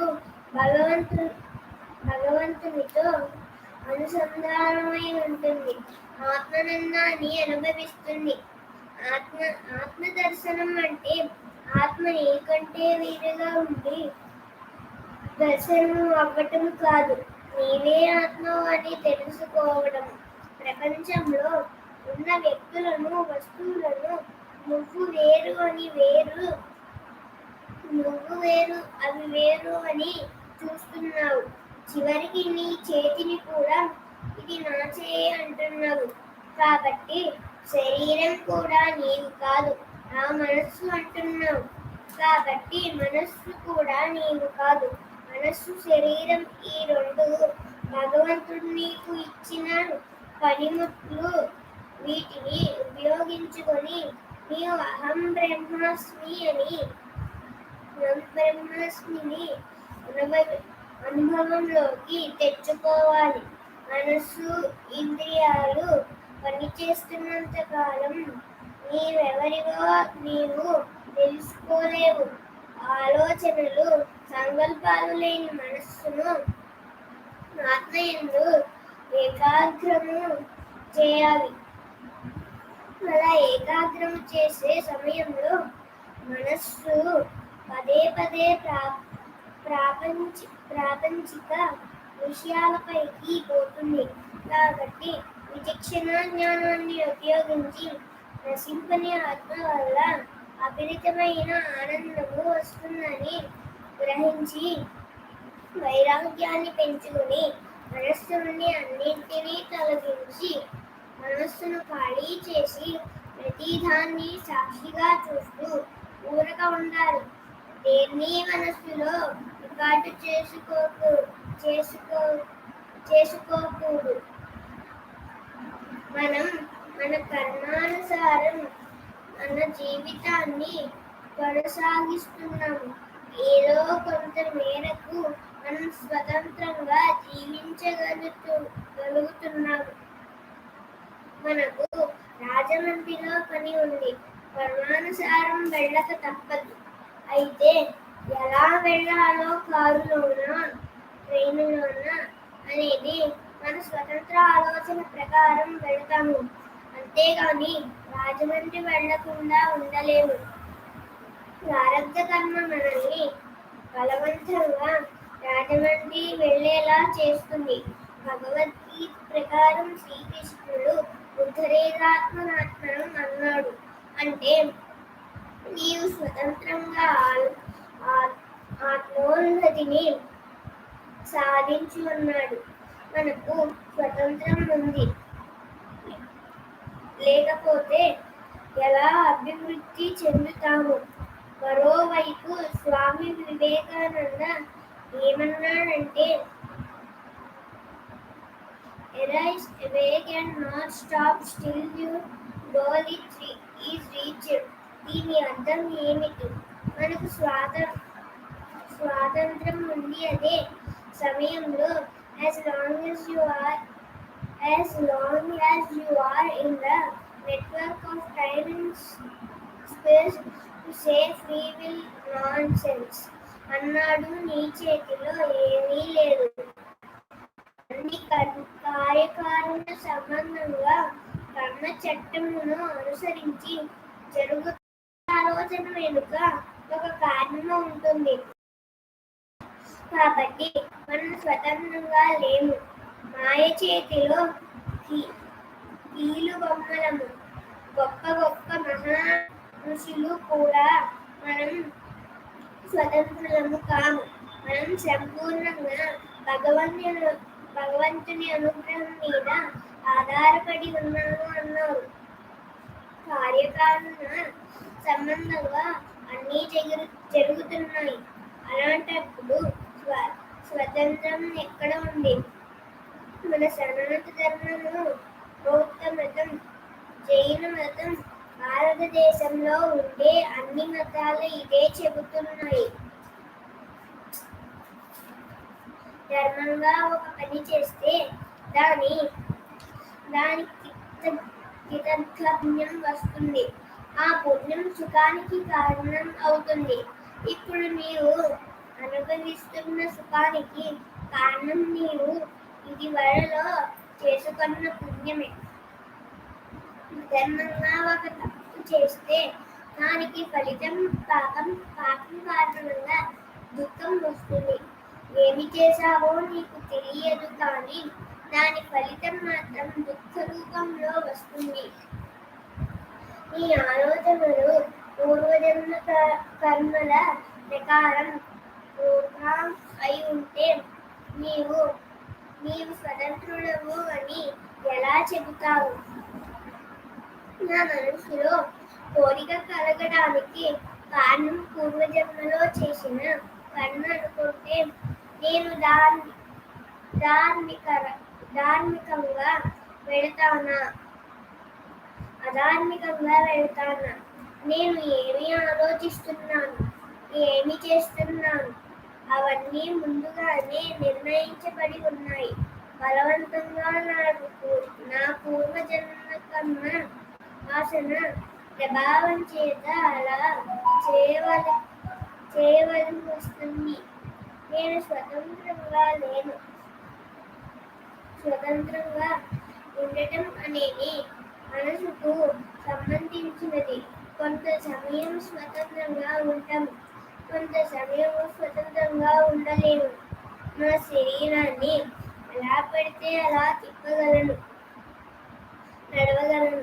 శరీరంపై అజమాయిషీ చలాయించగలను, కానీ పక్షవాతం వస్తే చేయి పైకి ఎత్తలేను.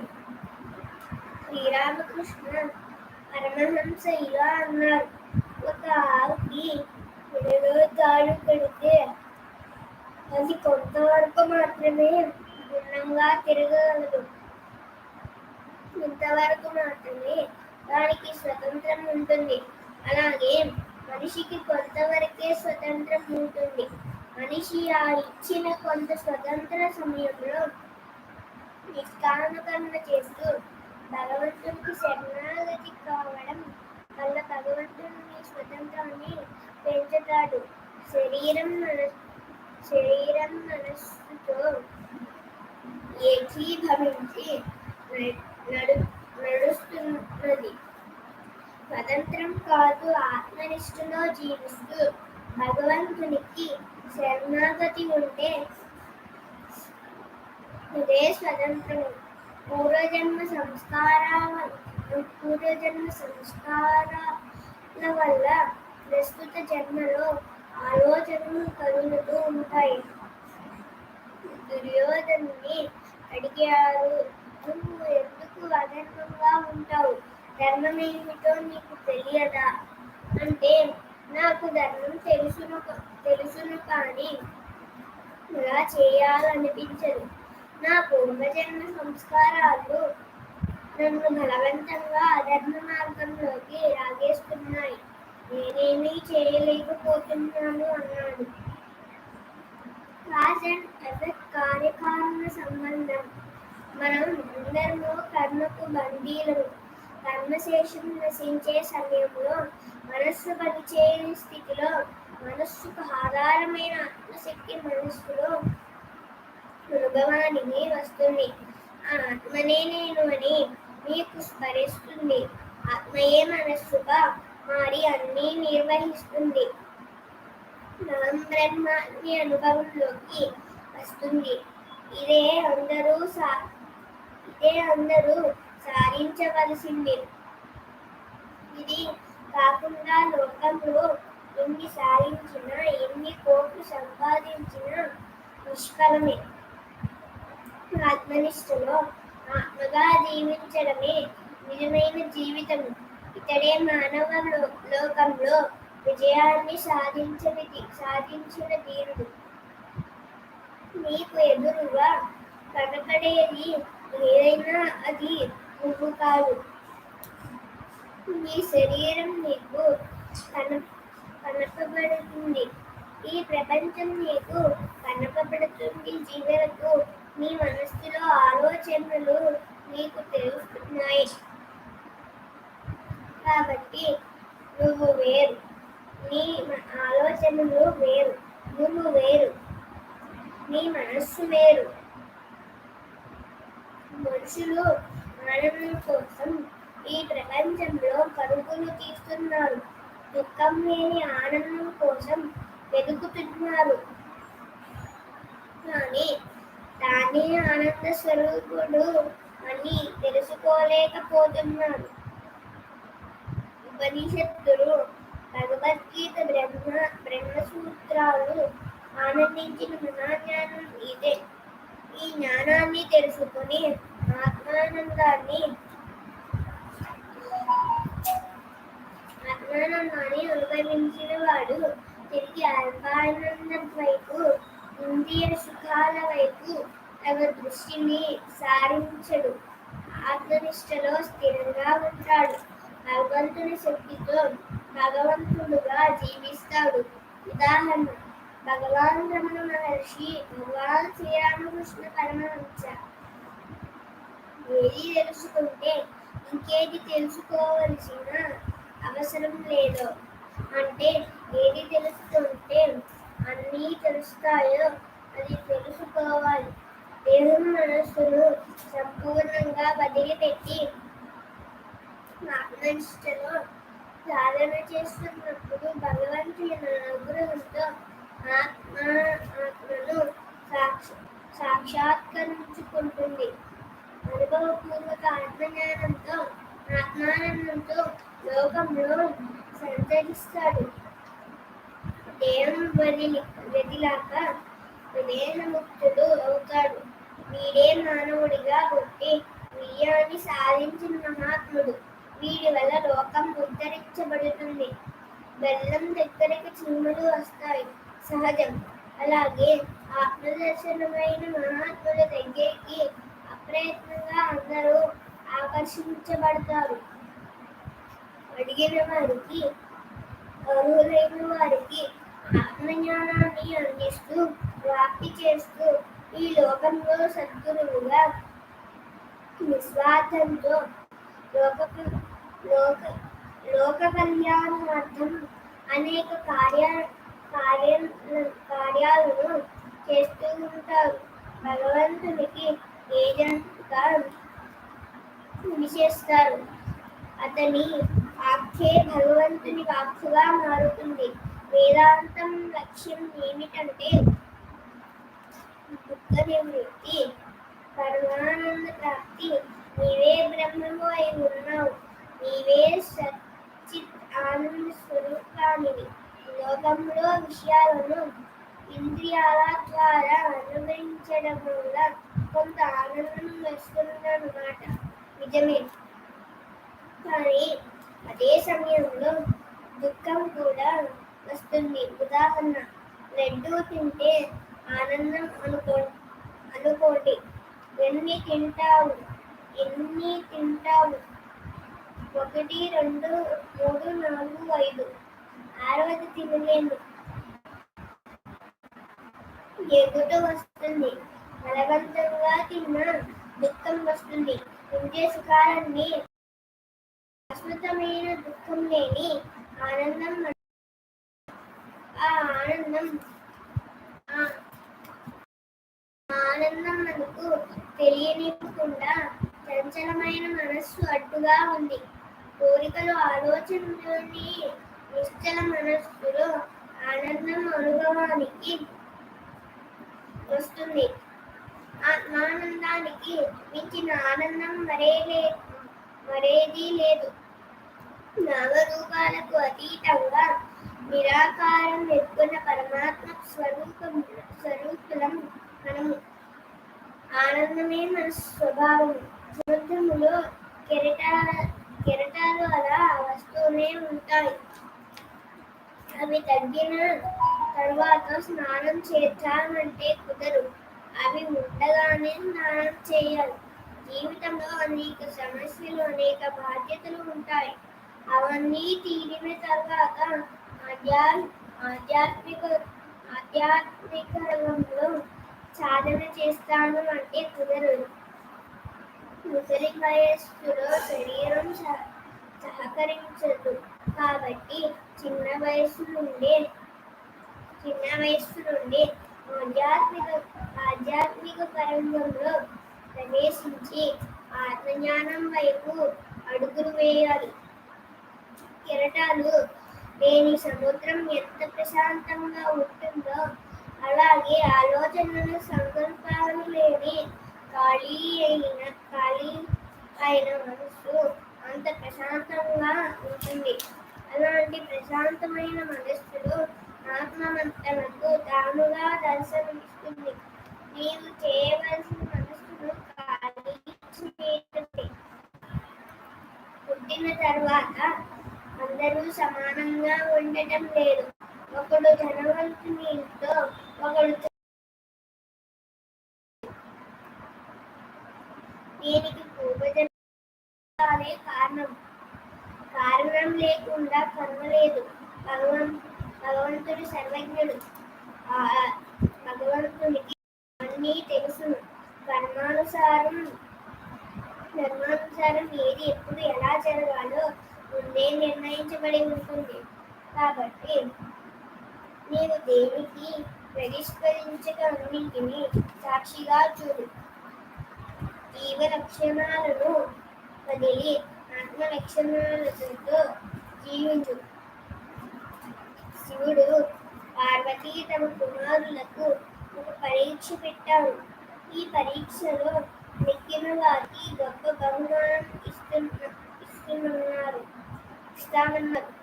ఈ ప్రపంచమంతా ఎవరు ముందుగా తిరిగి వస్తారో వారికి గణాధిపత్యం పూజార్హత ఇస్తామన్నారు. వెంటనే సుబ్రహ్మణ్య స్వామి తన నెమలి వాహనంపై బయలుదేరి వెళ్ళిపోయాడు. వినాయక వాహనం ఎరుక తాను అంత వేగంగా వెళ్ళలేడు. వినాయకుడు వివేకాన్ని ఉపయోగించాడు. ఈ సృష్టికి కర్తలు నా జననీ జనకులు చుట్టూ ప్రదక్షిణ చేస్తే ఈ ప్రపంచమంతా ప్రదక్షిణ చేసినట్లే అని విశ్వసించి తన తల్లిదండ్రుల చుట్టూ 3 ప్రదక్షిణలు చేశాడు. అంతే ఈ విశ్వాన్ని 3 సార్లు చుట్టినట్లయినది. మూలాన్ని తెలుసుకుంటే అన్నింటినీ అర్థం చేసుకోవాలి. ఒకడు ఒక పెద్ద సీనరీని మైనముతో తయారు చేశాడు. ఆ సీనరీలో ఒక పట్టణము, నది, పడవలు, చెట్లు వంటని, మేఘాలు, ఇల్లు, సూర్యుడు, పిల్లలు ఆడుకోవడం, రోడ్డుపై కాళ్ళు తిరగడం ఇలా ఎంతో ఆకర్షణీయంగా రంగులు వేశాడు.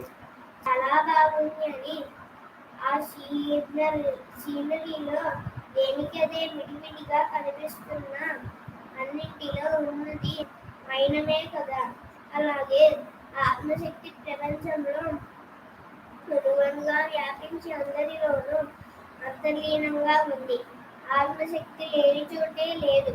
కాబట్టి అందరినీ సమదృష్టితో చూసి రాగద్వేషాలు లేకుండా పరస్పరం సహకరించుకుంటూ ఆత్మానందంతో జీవించడమే జీవిత పరమాత్ముడు. ఏనుగు అంటే దానికి నామము, రూపము ఉంది. కానీ అది నిజానికి చెక్కదాన్ని మనము ఏనుగు అని పిలుస్తున్నాము. ఇదే మాయ. చెక్క లేకుండా ఏనుగు లేదు. చెక్క కన్నా భిన్నంతో ఏనుగు లేదు. చెక్క రూపాంతరం నుండి ఏనుగును కనిపిస్తుంది. చెక్కను మరచిపోయి నామరూపాలను పట్టుకుని మాయలో తిరుగుతున్నాం. బ్రహ్మము స్వచ్ఛమైన చైతన్య స్వరూపము. ఇది అంతటా వ్యాపించింది. సమస్త జీవరాశులన్నింటిలోనూ ఉంది. ఆ చైతన్య శక్తిని గుర్తించకుండా నామరూపాలకు తగులుకొని ఇవే నిజమని భ్రమించి వాటితో అనుసంధానమై ఈ జనన వలన చక్రంలో తిరుగుతున్నాము. నీకు మూలం పరమాత్మ. ఆ పరమాత్మ శక్తి ఆత్మగా నీలో ఉంది. ఇదే నీవు తెలుసుకోవలసింది. బ్రహ్మ సత్యము, జగత్తు మిథ్య. అన్నింటిలోనూ అందరిలోనూ ఉన్న బ్రహ్మమే సత్యము. నామరూపముల విశేషాలు అన్నీ మాయలు భాగాలే. ఇలా ఒకే ఆత్మగా అన్నింటినీ చూడటమే ఏకాగ్రత. ఇలా చూసిన వాడే స్థితప్రజ్ఞుడు. నేను బ్రహ్మము అని పదే పదే మననము చేయడమే నిధిధ్యాస.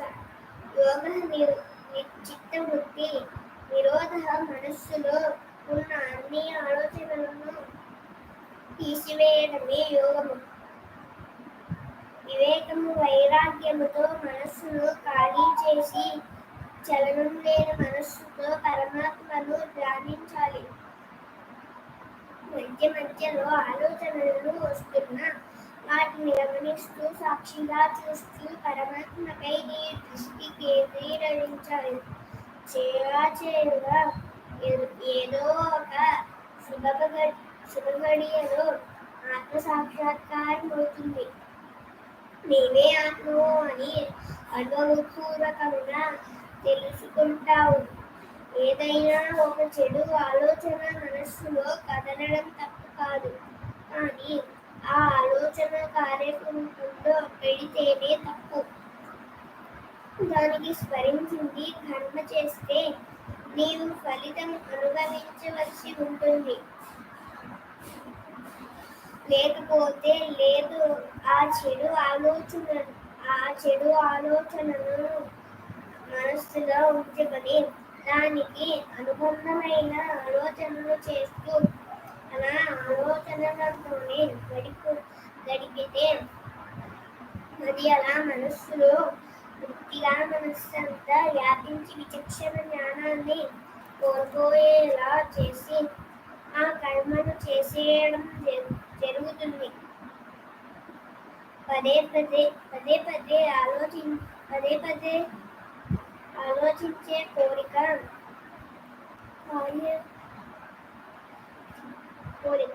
కార్యాచరణలోకి వస్తుంది. కాబట్టి చెడు ఆలోచన వచ్చిన వెంటనే గమనించి దాన్ని తొలగించి దాని స్థానంలో మంచి ఆలోచనను పెడితే ఆ చెడు ఆలోచన పోతుంది. ఆలోచనకు ప్రతిస్పందించకుండా సాక్షిగా చూస్తే ఆలోచన మన మనస్సు నుండి తొలగుతుంది. మనస్సు విషం లాంటిది. నీకు అవసరమైన దాన్ని ఆలోచించడానికి మనస్సు ఉపయోగించు, లేదా దాన్ని దూరంగా ఉంచి సాక్షిగా చూడు. ప్రతివాడు ఏవో కొన్ని పనులు చేయడానికి ఈ భూమి మీదకు వచ్చాడు. కర్మలు అతని పూర్వజన్మ సంస్కారాలు, కోరికలు అనుసరించి ఏర్పడతాయి. ఈ కర్మ చట్టానికి ఎవడు అతీతుడు కాదు. మంచి కర్మకు మంచి ఫలితం, చెడు కర్మకు చెడు ఫలితం వచ్చి తీరుతుంది. సూర్యుని శక్తి వల్ల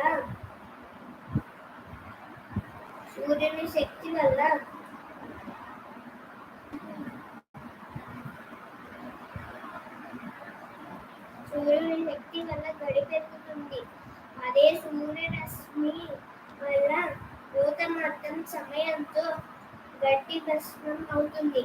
ఒకే శక్తి ఎదుగుదలకి నశించడానికి కూడా కారణం అవుతుంది.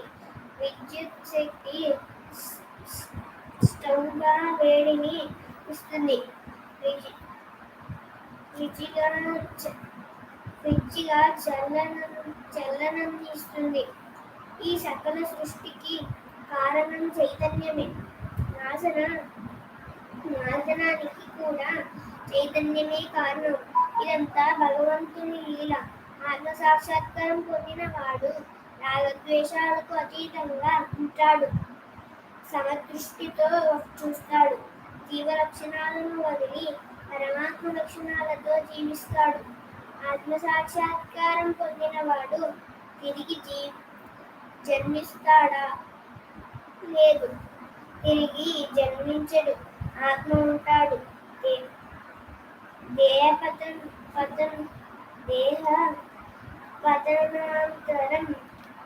పతనాంతరం పరమాత్మలో ఐక్యమవుతాడు. భగవంతుడు నీలో ఉంటే నీవెందుకు దుఃఖపడుతున్నావు? లా ఆఫ్ కర్మ ఇది నీ స్వయం పరాధమే. ఇది భగవంతుడి తప్పు కాదు.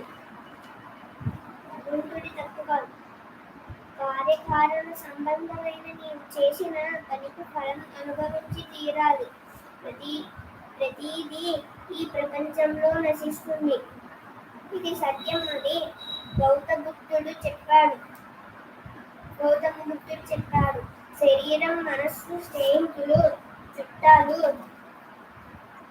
అన్నీ నశించడానికి వచ్చాయి. కాబట్టి శరీరమును బుద్ధులతోనూ నశించే వాటితో నీ సంబంధాన్ని తెంచుకొని నశింపని పరమాత్మ నీవు అనుగ్రహించి పరమాత్మలో తాదాత్మ్యం చెందు. జీవుడిగా ఉన్న నీవు దేవుడిగా మారు. నీ మధ్వాచార్యులు ద్వైతమతం స్థాపించారు. నువ్వు వేరు, భగవంతుడు వేరు అన్నారు. నీ ఆదిశంకరులు అద్వైత మతం స్థాపించారు. నీవే బ్రహ్మము అన్నారు. శ్రీరామానుజాచార్యులు విశిష్ట అద్వైత మతాన్ని స్థాపించారు. నీవు పరమాత్మ యొక్క అంశము అన్నారు. ఈ ముగ్గురు బ్రహ్మసూత్రాలకు వ్యాఖ్యానం రాశారు. నీకు వచ్చిన మార్గంలో ఏ మార్గంలోనైనా సరే నిన్ను నేను తెలుసుకోవడం ముఖ్యం. అప్పుడు మరొకటి భాగం కోసం కర్మలు చేయాలి. అవి మంచి ఫలితాలు ఇస్తాయి. కర్మాచరణం వల్ల పుణ్యం వల్ల సుఖం కలుగుతుంది. అధర్మ కార్యాచరణ వల్ల పాపం వల్ల దుఃఖం కలుగుతుంది. ఇవన్నీ నేను చేస్తున్నాను అనే వాడికి వస్తుంది. శరీరం, మనస్సుతో తాదాత్మ్యం చెంది చేసే పనులకే ఫలాలు వస్తాయి. నేను ఆత్మను అని ఆ స్థాయి నుండి చేసిన కర్మలకు ఫలితాలు రావు. నిష్కామ కర్మ భగవత్కర్తకు ఫలితాలు రావు. శాస్త్ర జ్ఞానం గొప్పదా, అనుభవ జ్ఞానం గొప్పదా అంటే అనుభవ జ్ఞానమే గొప్పది అని చెప్పవచ్చు. శాస్త్రంలో పాలు తెల్లగా ఉండును అని చదివారు. అనుభవంలో ఎప్పుడూ పాలను చూడలేదు. ఎవడో చెబుతాడు, నువ్వు తెలుసుకున్నది నిజమే, కానీ కొంతవరకే నిజము. తెల్ల ఆవు తెల్ల పాలు ఇస్తుంది, నల్ల ఆవు నల్ల రంగు పాలు ఇస్తుంది, గోధుమ రంగు ఆవు గోధుమ రంగు పాలు ఇస్తుంది అని చెబితే నువ్వు అనుమానంలో పడతావు.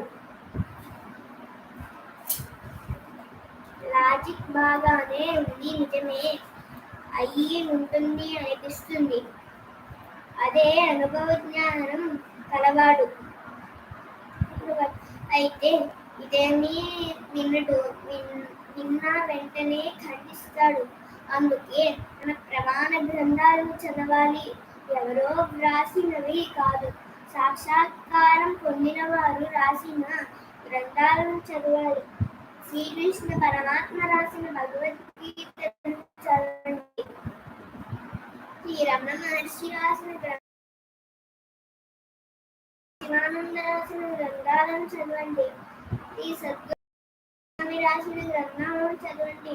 నిన్ను భగవంతుడి నుండి దూరం చేసే నీ మలిన మనస్సు అంటే క్రోధ, లాభ, మోహ, మదం, ఆశ్చర్యాలను, ఈర్ష్య, అసూయ, రాగద్వేషాలను, అహంకారం, మమకారాలను పోగొట్టుకోవాలి. స్వచ్ఛమైన శుద్ధ మనస్సుగా తయారవ్వాలి. అప్పుడు చేసే ధ్యానం భగవంతుని ఆకర్షిస్తుంది. తప్పుపట్టిన సూది అయస్కాంతాన్ని ఆకర్షించలేదు. సూది జీవుడు తప్పు. సూది జీవుడు తప్పు కామ క్రోధాలు రాగద్వేషాలు. అయస్కాంతం భగవంతుడు. భగవన్నామ స్మరణ చేస్తూ శరణాగతి పొంది ఆత్మనిష్టలో ప్రతి నిత్యము సాధన చేస్తున్న తరుణంలో ఆత్మతనంతో తానే ప్రకటితమవుతుంది. నీవే పరమాత్మ అని నీకు అనుభవపూర్వకంగా తెలుస్తుంది. అహం బ్రహ్మాస్మి స్థితిలో జీవిస్తావు. ప్రారంధం పరిసమాప్తం అయ్యే నాడు దేహం శ్మశానికి పోతుంది. ఆ ఆత్మలో లయం అవుతుంది. ఇదే నీకు ఆచరణ అవుతుంది. నిర్వాణ షట్కం. ఆత్మజ్ఞానాన్ని 6 పద్యాలలో ఆవిష్కరించిన శ్రీ ఆదిశంకరాచార్య రచించిన నిర్వాణ షట్కం ముఖ్యులు గొప్పవరం. మనోబుద్ధ్యహంకార చిత్తాని నాహం శ్రోత్రం నజిహ్వా నచగ్రాణ నేత్రే నచగ్రాణ భూమిన్న తేజో నవాయు చిదానంద రూప శివోహం శివోహం. మనస్సు, బుద్ధి, చిత్తము, అహంకారము నేను కాదు. చెవి, నాలుక, ముక్కు, కళ్ళు నేను కాదు. పంచభూతములు ఆకాశము, భూమి, అగ్ని, వాయువు, నీరు కాదు. జ్ఞానముతో కూడిన ఆనంద స్వరూపుడైన శివుణ్ణే నేను. పంచప్రాణ సంజ్ఞో నవై పంచవాయు నవాసక్తధాతు నవా పంచకోశః నవాక్వాని పాదౌ నచోపస్థపాయు చిదానంద రూప శివోహం శివోహం. పంచ ప్రాణములు, పంచవాయువులు నేను కాదు. ప్రాణ, అపాన, వ్యాస, ఉదాన, సమాన, సప్త ధాతువులు నేను కాదు. రసము, రక్తము, మాంసము, అస్థి, మధ్య, శుక్రము, మేధస్సు, పంచకోశములు నేను కాదు. అన్నమయ, ప్రాణమయ, మనోమయ, విజ్ఞానమయ, ఆనందమయ కోశాలు, కర్మేంద్రియాలు నేను కాదు.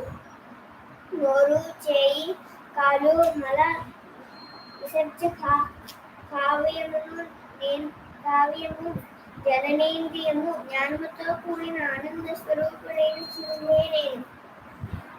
నమే ద్వేష రాగౌ నమే లోహం మోహౌ మదో నైవ మేనైవ మాచర్య భావః స్మదన్నో నచార్థో న కామో న మోక్షః చిదానంద రూప శివోహం శివోహం. రాగద్వేషాలు, ఉద్యోగ మోహాలు నేను కాదు. లోభ, మోహ, మద, మత్సరాలు అనే అరిషడ్వర్గాలు నేను కాదు. ధర్మ, అర్థ, కామ, మోక్షాలు అనే పురుషార్థాలు నేను కాదు. జ్ఞానంతో కూడిన ఆనంద స్వరూపుడైన శివుణ్ణే నేను. న పుణ్యం న పాపం న సౌఖ్యం న దుఃఖం న మంత్రో న తీర్థం న వేదా న యజ్ఞం ఆం భోజనం నైవ భోజనం న భోక్త చిదానంద రూప శివోహం శివోహం. పుణ్యము, పాపము, సుఖము, దుఃఖము నేను కాదు. మంత్రము, తీర్థము, వేదము, యజ్ఞము నేను కాదు. భోజనం తినేవాడను. తినడం అనే క్రియ నేను కాదు. జ్ఞానముతో కూడిన ఆనంద స్వరూపుడైన శివుణ్ణే నేను. నమే మృత్యుం న శంకా నమే జాతి భేదః పితా నైవ మేనైవ మాతా న జన్మ బంధుర్న మిత్రం గురుర్నైవ శిష్యః చిదానంద రూప శివోహం శివోహం. పుట్టడం, చావడం అనే మృత్యుశంక, బ్రహ్మ నుండి శూద్రుని అనే జాతి భేదాలు నాకు లేవు. తండ్రి తల్లి జన్మ నాకు లేవు. బంధుమిత్రులు, గురు శిష్యులు అనే బంధాలు నాకు లేవు. జ్ఞానముతో కూడిన ఆనంద స్వరూపుడైన శివునే నేను. హం నిర్వికల్పో నిరాకార రూపో భూత్వాచ సర్వేంద్రియాణం సచా సంగతం నైవ ముక్తిం న నేయం చిదానందరూప శివోహం శివోహం. నేను నిర్వికల్పుడను, ఆకారము లేనివాడను, సర్వేంద్రియములను నియమించే మనస్సు లేనివాడను. నాకు బంధం కానీ మోక్షం కానీ లేవు. జ్ఞానముతో కూడిన ఆనంద స్వరూపుడైన శివుణ్ణే నేను. మోక్షము, నీవు మరణించే టైంకి నిన్ను నీవు తెలుసుకోవాలి. భ్రమతో కూడిన మనస్సును బ్రహ్మంతో నింపాలి. ఆత్మనేత్రంలో అంతటా ఉన్నది బ్రహ్మమే అని అనుభవపూర్వకంగా గుర్తించగలగాలి.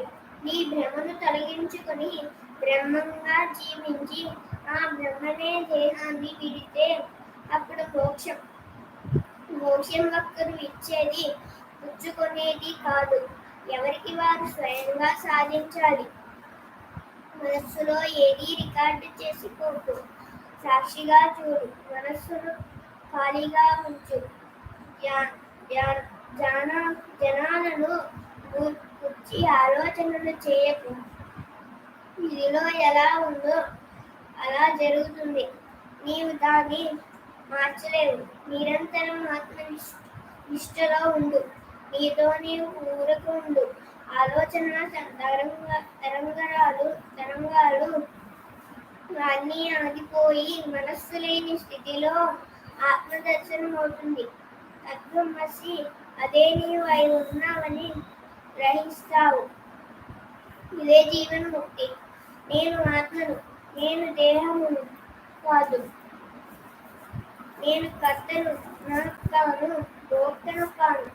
నేను అన్నింటికి సాక్షిని. నేను అహంకారం అంగకారాలు లేనివాడను. మనస్సు లేని నాకు పుణ్యం లేదు, పాపం లేదు. నేను అంతర్యామిగా ఉన్న దేహ కర్మాలకు అంటబడను. నేను అసంగుడను, నాకు గుణాలు లేవు. నేను జ్ఞానస్వరూపుడను, నేను సత్యస్వరూపుడను, నేను ఆనంద స్వరూపుడను. సృష్టి స్థితి లయం నాలోనివి. నేను పరమాత్మ అంశను. నా ఆధారంతోనే శరీరం, ఇంద్రియాలు, మనస్సు, బుద్ధి పనిచేస్తున్నాయి. నేను లోపల ఉన్నాను, బయట అంతటా ఆత్మగా వ్యాపించి ఉన్నాను. నేను లేని చోటే లేదు. నేను బ్రహ్మము అనే జ్ఞానమే ఉత్తమ జ్ఞానం. మనస్సు, బుద్ధి, చిత్తము వృత్తి రహిత్యమైనప్పుడు బ్రహ్మ తాదాత్మ్యం చెందితే అదే ఆత్మ సాక్షాత్కారము. మనోనాశనమే నిజమైన స్వేచ్ఛ. బ్రహ్మనిష్ట యందు ఉన్నటే మోక్షము. మనస్సు ఆత్మలో లీనమైపోవడమే ఆత్మ సాక్షాత్కారం. ఇంద్రియాతీత మనోమూలములో ఆత్మ సాక్షాత్కారం అవుతుంది. బ్రహ్మీ స్థితిలో ఉండేవాడే జ్ఞాని. స్థితిరజ్ఞుడైన జ్ఞాని సాక్షాత్తు బ్రహ్మమే. జడ్డు కృష్ణమూర్తి గారిని విలేకరులు 2 ప్రశ్నలు అడిగారు. ఒకటి, ఎవరికి తెలియనిది మీకు మాత్రమే తెలిసిన ఆ రహస్యం జవాబు. నా జీవితంలో ఎప్పుడూ సంఘర్షణ లేదు. సంఘర్షణ వల్ల మనస్సు సమస్థితిని కోల్పోతుంది. జీవితంలో ఉత్కృష్టమైనది ఏదో దాన్ని తెలుసుకోవడమే అంతిమ లక్ష్యంగా అందరూ చేసుకోవాలి. ఆలోచనకు సంబంధం లేనిది, ఆలోచనలకు మూలమైన దాన్ని గుర్తించినప్పుడు వాస్తవాలుగా చూస్తాము. ఎవరికి వారే తమలో ఉన్న జ్యోతిని, వెలుగును దర్శించుకోవాలి. ఎవరిపైన ఆధారపడకూడదు. ఇంకొకరు దాన్ని వెలిగించలేరు. ఒక వ్యక్తి తనకు తానుగా చేయాల్సిన పని అది. రెండవ ప్రశ్న, బోధనలు అవసరం లేకుండా మనకు మనకు మనమే విషయాలను తెలుసుకోగలమని మీరు భావిస్తున్నారా? అనుకుంటున్నారా? జవాబు: అవును, అదే నిజం. ఎవరి కథను వారు తెలుసుకోగల సత్తా ప్రతి వారికి ఉంది. నిశ్చితమైన పరిశీలన అవసరం.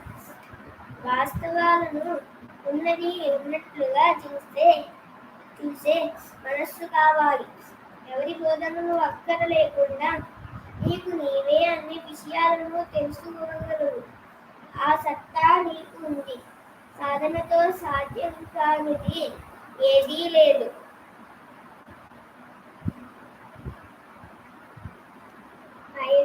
కైవల్యోపనిషత్. బ్రహ్మదేవుడు అశ్వరాయణ మహర్షికి చెబుతున్నాడు, నీవు శ్రద్ధ, భక్తి, ధ్యానము, యోగము, అనుదాని ద్వారా భగవంతుని తెలుసుకోనము. కర్మ చేత గాని, సంతానం చేత గాని, ధనం చేత గాని మోక్షము కలుగదు. త్యాగం ఒక్కదాని చేతను జ్ఞానులు మోక్షమును కాందిరి. జీవుడు జగత్తు సృష్టికర్త, ఈ కర్త బ్రహ్మమే. సృష్టికర్త నుండి ఈ జగత్తులో సమస్త జీవులు సృష్టించబడ్డాయి. అంటే సృష్టిలో ఉన్న ప్రతి అణువులోనూ ఉన్నది పరమాత్మే. మట్టి నుండి కుండలు, మాకుళ్ళు, బాణాలు తయారవుతున్నాయి. వీటికి మూల పదార్థము మట్టే కదా. పొయ్యి నుండి కుర్చీ, సోఫా, మంచం అన్ని తయారవుతున్నాయి. వీటికి మూల పదార్థము పొయ్యే కదా. అలాగే మనం ఆ పరమాత్మ నుండి వచ్చాము, తిరిగి పరమాత్మలోనే కలిసిపోవాలి. మనకు ఆత్మ చైతన్యమే మూల పదార్థము. ఆ పరమాత్మే బ్రహ్మ, శివుడు, విష్ణువు, ఇంద్రుడు, ప్రాణం, కాలం, అగ్ని, చంద్రుడు అయి ఉన్నాడు. భూత భవిష్యత్తులందు సమస్తము ఆ పరమాత్మయే. ఆ పరమాత్మను తెలుసుకొనిన జ్ఞానాన్ని మృత్యువును దాటుతున్నాడు.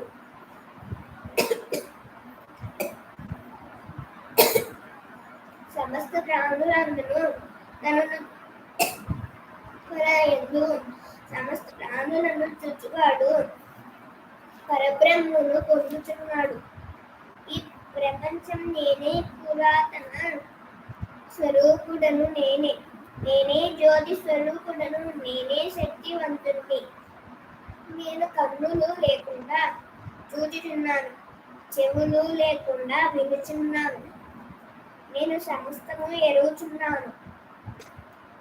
వేదములచే తెలియబడువాడను నేనే. వేద వేద్యుడను నేనే. నా పుణ్యపాపము లేవు. నాకు నాశనము లేదు. నాకు జన్మము, దేహము, ఇంద్రియ బుద్ధి లేవు.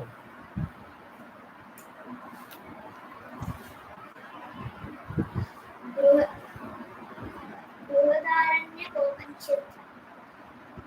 అసతోమ సత్యమయ. అసత్తు నుండి సత్తును గొనిపొమ్ము. తమసోమ జ్యోతిర్గమయ. తమస్సు నుండి జ్యోతిలోనికి తీసుకొను. మృత్యోమ అమృతామయ. మృత్యువు నుండి అమృతత్వం పొందింపదేవు. సృష్టికి పూర్వము ఆత్మ ఒక్కటే ఉంది, రెండవ వస్తువు లేదు. ఆత్మ మన స్వరూపమై ఉన్నది. నీవు ఏ పదార్థములు శ్రేష్టమని భావిస్తున్నావో వాటిని కంటే ఆత్మ శ్రేష్టమైనది. తన ఆత్మ కంటే వేరుగా ఏదో ఒక దేవత కలదని, ఆ దేవత వేరు, తాను వేరు అని భావించి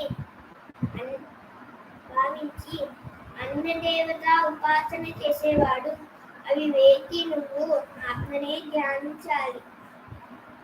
ఆత్మదర్శనము చేత సమస్తము బోధపడును. నీ ఆత్మయందు సమస్త ప్రాణములు, సమస్త లోకములు, సమస్త సమస్త దూతములు గుర్చబడినవి. ఆత్మ స్వేచ్ఛ అయి ఏకమై దృష్టయై అద్భుతమై ఉన్నది. నిర్మలమైన మనస్సు చేతనే బ్రహ్మను చూడగలడు. ఇంద్రియ నిగ్రహం గలవాడు ఏకాగ్రత చిత్తుడు తన యందే ఆత్మను దర్శించుతున్నాడు. యజుర్వేదం నుండి తీసుకొనబడిన ఈ ఉపనిషత్తులో అహం బ్రహ్మాస్మి అనే మహావాక్యము ఉంది. అహం ఈక్వల్స్ నేను, బ్రహ్మ ఈక్వల్స్ పరబ్రహ్మముగా, అస్మి ఈక్వల్స్ అయి ఉన్నాను. నేను బ్రహ్మ పదార్థాన్ని ఈ సృష్టిలో నాకంటే వేరుగా ఏదీ లేదు. మహోపనిషత్ వాసనలను పూర్తిగా ఛేదించుటయే మోక్షమని సజ్జనులు అందరూ దృశ్య పదార్థము కూర్చిన దృఢమైన వాసనే బంధము. అట్టి వాసన తొలగుటయే మోక్షము. జీవుడి సంకల్పించే బుద్ధుడు సంకల్ప రాహిత్యంచే ముక్తుడు. మనస్సు క్షీణిస్తే జగత్తు క్షీణిస్తుంది. విషము కాదు, విషయ వాసనలే విషము. ఎలా అంటే విషము ఒక్క జన్మనే నశింపజేయదు. విషయ వాసనలు బహు జన్మలను నశింపజేయను. మోక్ష ద్వారములకు 4 గురు ద్వారపాలకులు కలరు. మహాత్ములు సాంగత్యము. ఒక్కరు వశమైతే తక్కిన ఈడనాడి మూగవాణిగను గుడ్డివాణిగను చెవిటివాణిగను ఉండును. ఈ సమస్య దృష్టి ప్రపంచము చిత్రస్తువే, చైతన్య తప్ప మరొకటి లేదు. ఎంతవరకు మన కల్పన ఉండును అంతవరకు మోక్షం కలగదు. సంకల్పములన్నీ శేషించినచో ఆత్మస్వరూపము శేషించును. నేను నీవు జగత్తులు దృశ్య భ్రమస్వప్నింప దృశ్యమంతయు ఆసక్తు కాగా అట్టి స్థితియే కైవల్యము. సమస్త సంకల్పములు నిరింపుతో అప్పుడు సర్వాత్మకమైన శాంతి పదమును నిస్సందేహంగా పొందగలవు. దృశ్యము లేదు అనుబోధయే యథార్థముగు జ్ఞానము. రాగద్వేషాదులతో కూడిన చిత్తమే సంసారం. రాగద్వేష రహితమే మోక్షం. చంచలము లేని మనస్సు అమృతమని చెప్పబడును. అదే తపస్సు, అదే మోక్షము. సంకల్పరాహిత్యమే మోక్షము.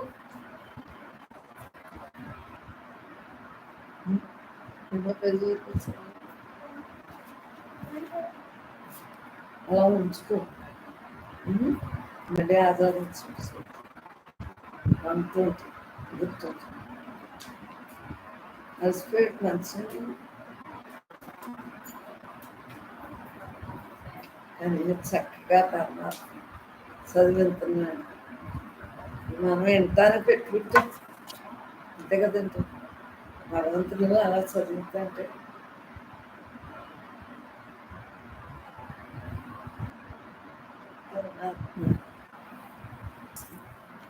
అందరిదే కాదు దానవత్వం ఉన్నదంతా పరమాత్మే. ఇది తీసామా ఇది తీసావా? తీసిన బ్రహ్మవాసుడు అదేంటి రామకృష్ణ పెడతాడు. ఇప్పుడు కామ్లో పెడతాడు కదా, ఏంటి భీమవరం బ్రహ్మమ్మ.com కదా. మొన్న అందరూ పెట్టాం కదా, దాంట్లోనే పెట్టించు.